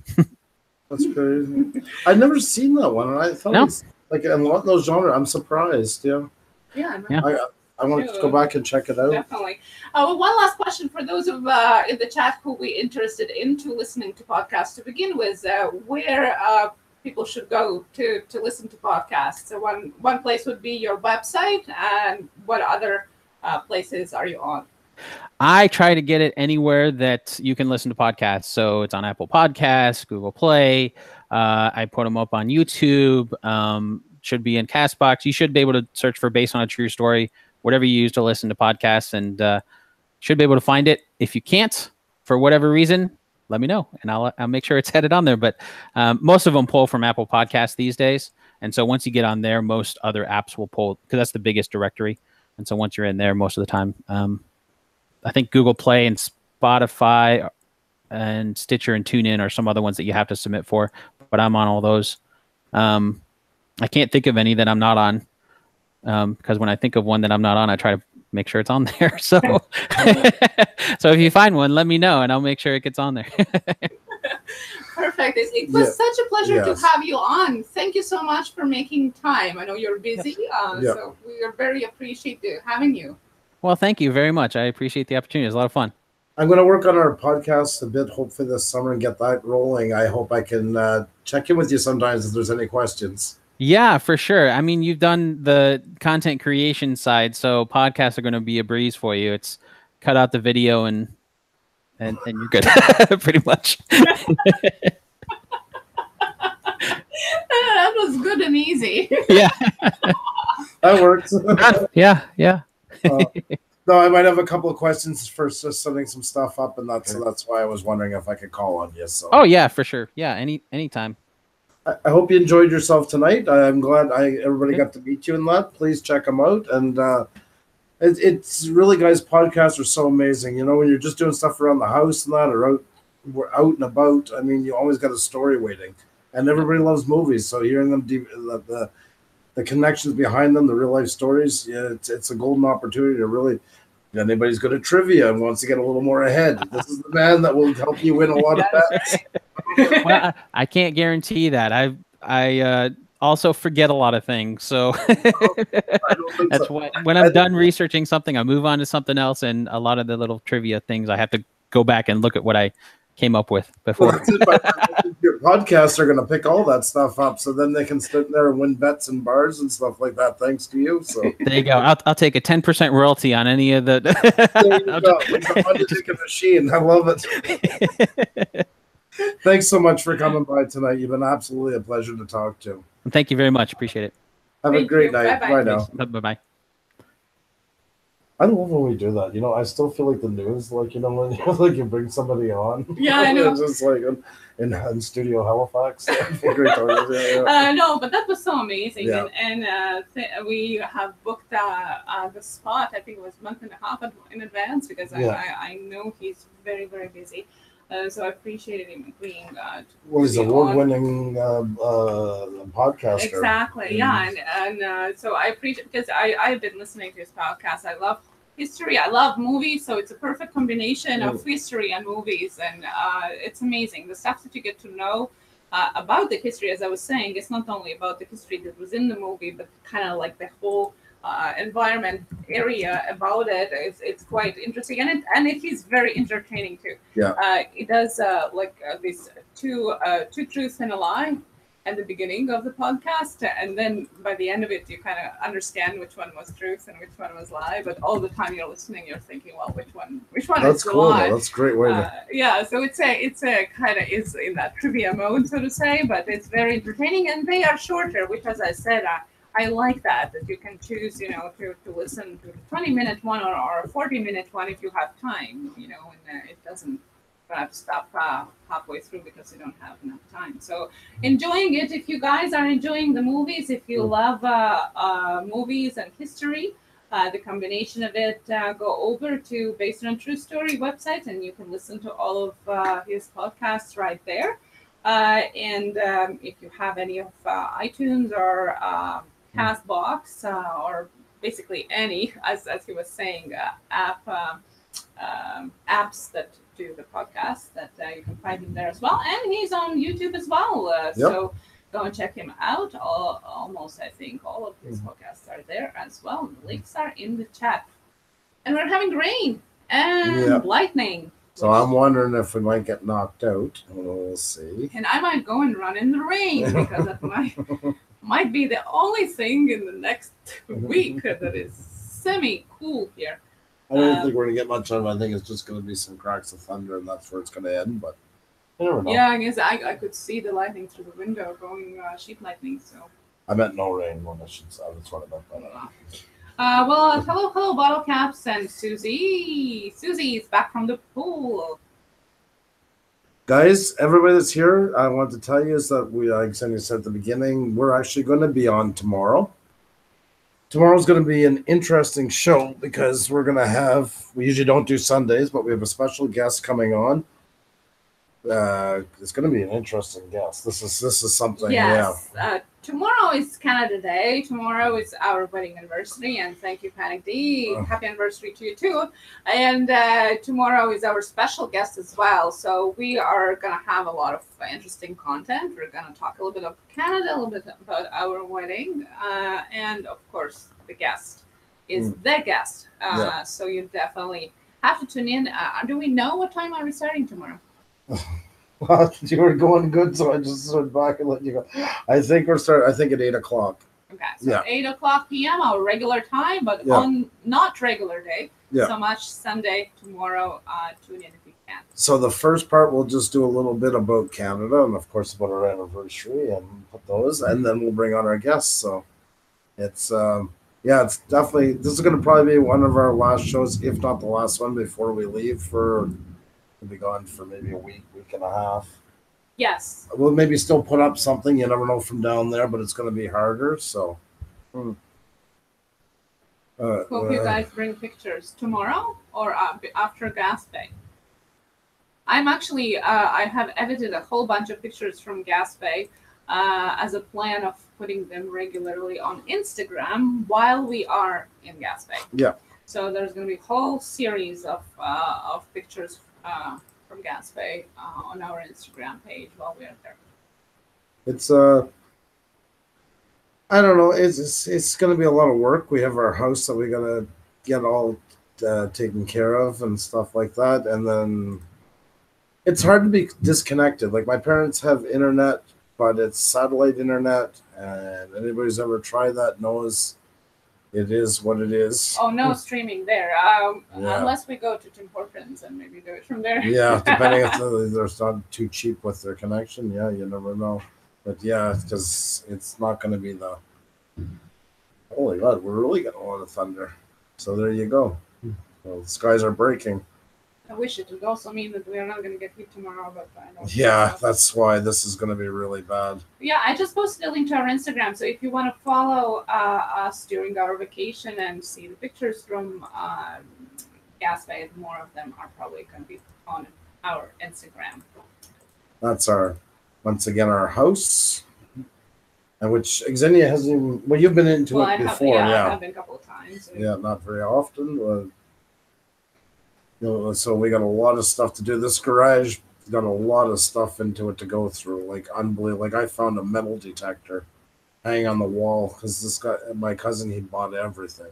So yeah. Yeah, a lot of worry, but I'm definitely looking forward to just chilling out on the deck, maybe a little barbecue. And drink in hand and looking into the starry night sky, which you can see there a lot. There'll be lots of deer around and right in the yard and stuff like that. And getting, of course, then hit by a car and all the great things that come along with going down. Fortunately. But yeah, that's what I'm looking forward. Just mindful, relaxing. Yeah. Off the grid. It's good. I don't know. Once we're down there, the drive also too. It's like, but in the end, it'll be good. Yeah, the drive is always dreading, but we're going to listen to podcasts. That's right. We are going to. We're going to do that tomorrow and get that set up and everything, so we don't forget about it. Yeah. And get some ready to listen to on the way down because it really does make the trip pass faster. So I'll have to check out some of his and find something you haven't listened to yet. Yeah. Definitely. I definitely gonna give Mom Sound of Music to listen to. Yes. It's our favorite, and yes, I analyzed that one. I did that one. I didn't know we did that one. Yeah. No, there's lots of like more like popular, like Beautiful Mind and Steve Jobs, and talks about Facebook, like how true the stuff of creation of the Facebook is actually true. That's cool. Yeah, so definitely some of them that I have listened to already, I don't mind listening again. This is some of the area where we're going to. Like this is right in the town itself. These are the bridges I used to jump off of when I was a kid. It's about 40. One of the only train bridges in the world like that, where the train goes over top and the car went underneath, but it was only wide enough for one. So. Deer country, one driver, one spotter. Yeah, for moose when we go across BC. Help me here. Where are you going? No, oh, okay. New Brunswick. New Brunswick. Okay, sorry. When we go through New Brunswick, definitely looking. Yeah. But where we're going, they're just jumping out of the ditch, so can't even watch them fast enough. These are going to Gaspé. Yeah, the Gaspé Z. It's eastern Quebec, basically. Yes, it's a beautiful, beautiful location. If you never have been there, it's definitely something to go, especially in the fall when all the maple trees are colored red, red mountains. Beautiful, beautiful. You drive along the coast, you can see the little villages and the inlets to go through and wind through the area. It's really, really, really beautiful. So there's like Maine, for instance, going into New Brunswick, and we live here, and we drive all the way down to, not this spot, but in this area here. Yeah, and basically above the very eastern point of U.S., so to say. It's a nice drive. I don't know. We maybe go down by Percy again this time. I don't know. We'll see. Wonderful. Lucky enough to drop me where. Oh, drop me right in somebody's front door. Okay. I'm really literally stuck in their gallery. Okay. That didn't work out so well. Oh, can you guys hear that? Probably. So we might be out soon. Yeah, if we get kicked out, oh my god, that was some accent. If we get kicked out with us tomorrow at 8 p.m. Eastern with Canada Day celebrations and a special guest. Just in case. Ooh, something got hit. Oh no. It's okay, hon. It's It just. sounded like a tree cracked. Hear that? I heard it. Yeah. God. Just a crack of thunder. That was awesome. Can you guys hear it well? Yes, they can. They can. Wow, that was loud. Oh, that was very bright too. It's mostly sheet light. A couple of shades. Nothing serious. Oh, that sounds like Titanic videos travel. Oh my god, look at that. Yeah. Oh, too bad, guys, you can't see it. That's some lightning here too, right above us. I'm pretty sure the tree cracked because that's exactly how it sounded. Oh my god. Don't get all worked up. Now I'm getting scared. Because I know, and that's why I'm telling you, don't get over it. It's all good, hon. It's all good. My grandfather used to tell me to count seconds and then divide it by 3, and that would determine how far it is and to know if it goes away or comes. Wow. Like, oh my goodness, it all goes white. It's because it's overtime. Oh no, ah! That's what I was waiting for. Sounds like our weather we've been having. Wow, I'm glad. I'd rather have this than plus 48.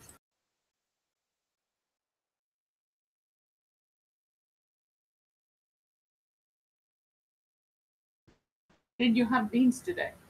Did I? Oh, jeez. Yes, I'm busted.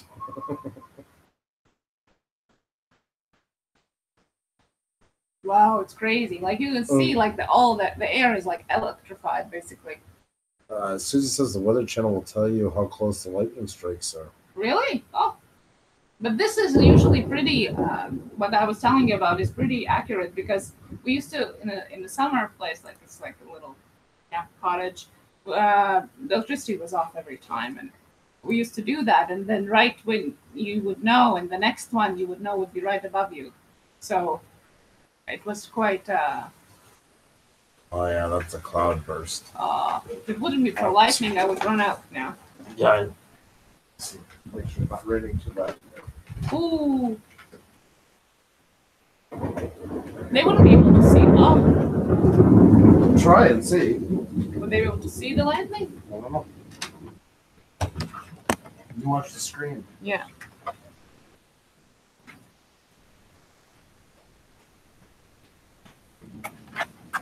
Okay, guys, let's see if you can see anything. We're gonna wait for the lightning. There, yes, you can see it. Wow. There are 2 girls walking in it. Oh my God, crazy. Do you guys see that? All become white.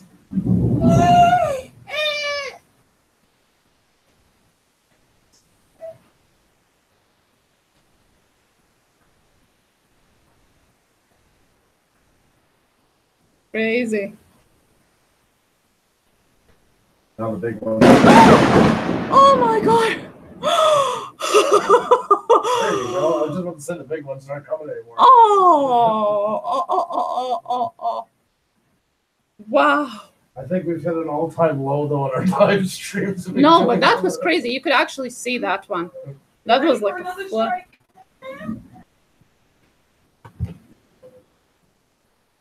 That was awesome, Panic D says. Our dog would be running to. Now I'm 40. Nomadic veteran is in. Well, thank you. Yeah, we're storm watching here. Somebody got hit in the neighborhood. Yeah, like the one before really sounded like a tree cracked. So. There's no tree crack, folks. Well, how do you know? I don't know if they can hear us.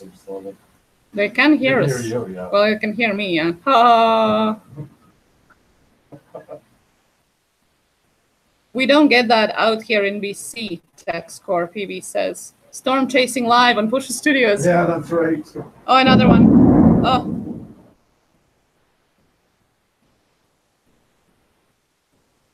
There, it's receding. Yeah. The storm is in Montreal, Canada. We have 40 weather, and tomorrow is supposed to be plus 48. So this is... That's in Celsius. In Celsius, which is 118 in Fahrenheit. And now it's a huge splash of rain that you can't see. But as soon as we put it down, it's going to hit big. If I stand here for another hour, nothing's going to yeah, I think it's receding though. Yeah. Okay. Okay, we're going to put you guys down.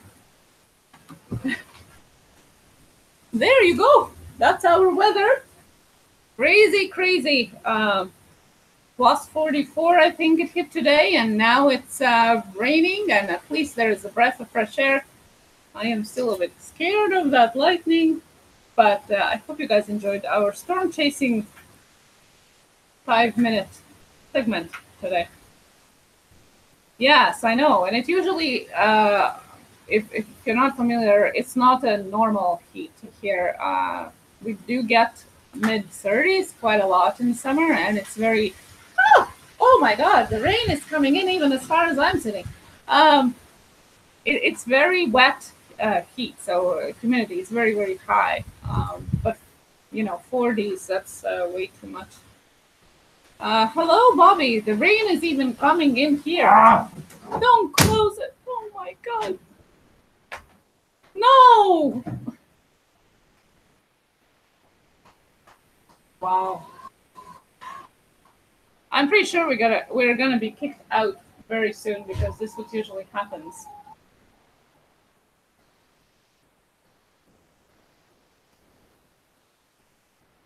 Yes, and I'm not looking forward to tomorrow because of that, Panic D, because exactly that. I think that will be the hottest I have ever experienced in my life. So definitely freezer panic. Yes, still muggy in the evening. Yeah, it's still muggy. Well, yeah.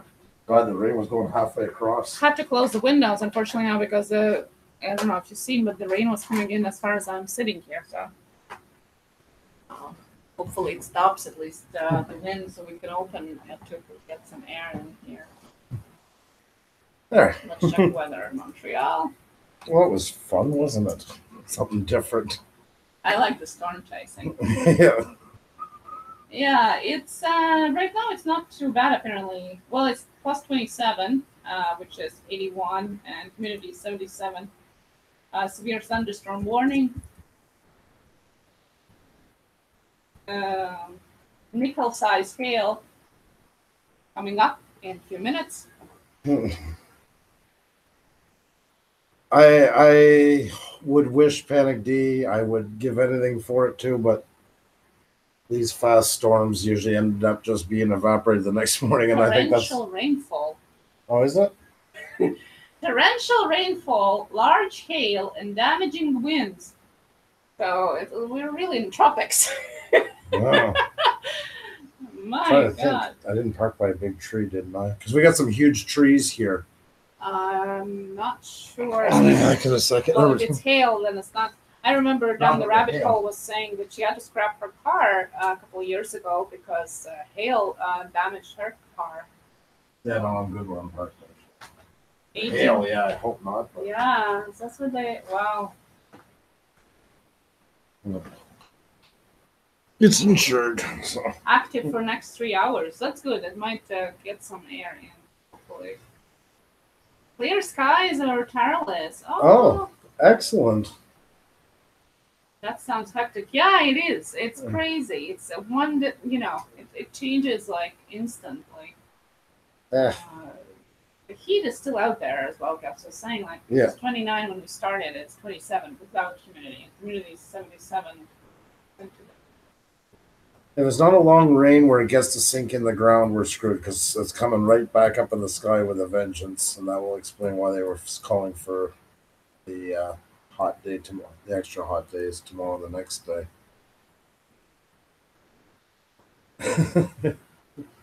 I like that nomadic veteran. The climate change is fake. Sure, I believe it. 35% humidity here. Yeah, that's a lot of humidity. That's what we're supposed to have tomorrow in that higher range like that. Hot, clear skies here. I wouldn't trade for some thunderstorms right about now. I would trade for some thunderstorms. Yeah, Polynesian, you guys must get some pretty warm weather regular basis. 73% bottle caps. There you go. Terrell's at 89. We've all come to comparing the weather. I love it. Absolutely love it. Oh, that's correct. Yeah, Toronto is 29 right now too. So you get June gloom. Yeah, you guys got it. I would rather June gloom. Odd.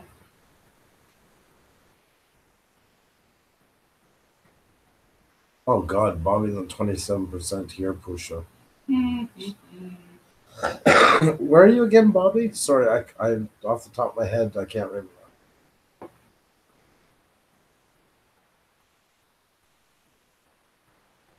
Humidex 35 right now. Not too bad. Doing good, Bobby. Doing good. Been a long, long week, and then the heat on top of it and all that stuff. But you know what? It's going good. Yeah, see, Polynesian Vulgar 89 as well. That's a lot of humidity. Yeah, Monday apparently is going to be the same as today and hotter, but also fun. What can you do? It is what it is. When Rabbit was here in May, it was beautiful, hot, and sticky. Oh, really? How hot does it get in May in BC?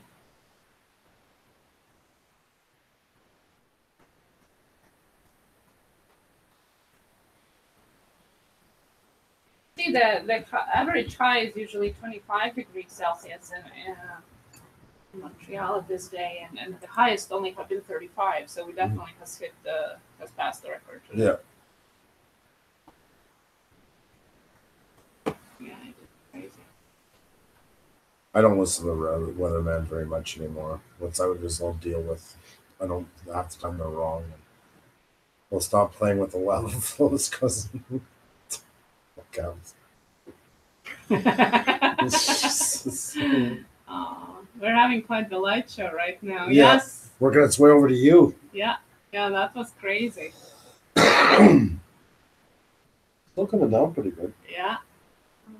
Broke that cloud. And I bet it's gonna finish raining before the lightning stops, so I'm never gonna be able to get out in the rain.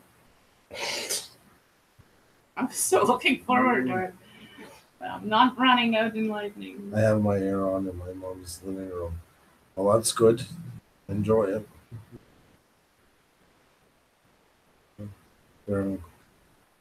Well, I guess we gotta let Xini go play in the rain, folks. So we'll soon shut it down. Tomorrow night will be a really big night. Like I say, I never know because things gonna happen. They can cancel, but there's gonna be a big guest tomorrow night. You all know extremely, extremely well. But also too, like I say, we're gonna touch on Canada Day, maybe for a little bit. We're gonna touch on our anniversary for a little bit. And I guess so it's gonna have a lot of stuff going on. So because when we go home to Gaspé, it's too hot to do anything here. But when we go back to Gaspé, we'll have lobster. Oh, nice. So yeah. What was the name of the golfer that kept getting hit by lightning? Super Dave Osborne. I know who you're talking about. There's even one old guy. He used to be on the. He was in Guinness Book of World Records. I see him on that show. Believe it or not, and he had the. He went through his hat and all this stuff he caught, and then they later found out that it was all fake. Oh yeah. Yeah, he was this old honest guy. He already thought. Yeah, apparently I was reading in Canada Weather website. Apparently every year people get hit by lightning, die from it in Canada, so it's not such a rare occurrence as we might think. Lee Trevino. The dude from the Great Outdoors. Yeah, exactly. Alan, good evening. Yes, have a good evening, you too. Thanks for stopping by. Hope all is well. I keep rereading that Lava Flow play. It's just so funny. Yeah, so connect with us tomorrow. Let know the ones that wasn't here today that we are going to be on tomorrow, because usually it's not our day, but as the last one for our vacation. And happy Canada Day for those in Canada. Enjoy it. Hopefully it cools down where you are. Be proud. Show your country pride. Celebrate all of the famous ones that we produce. And be safe. And we'll see you tomorrow night, I hope. Take care, guys. Love you. Cheers and keep creating. Have a good one. And we'll talk soon. Bye now.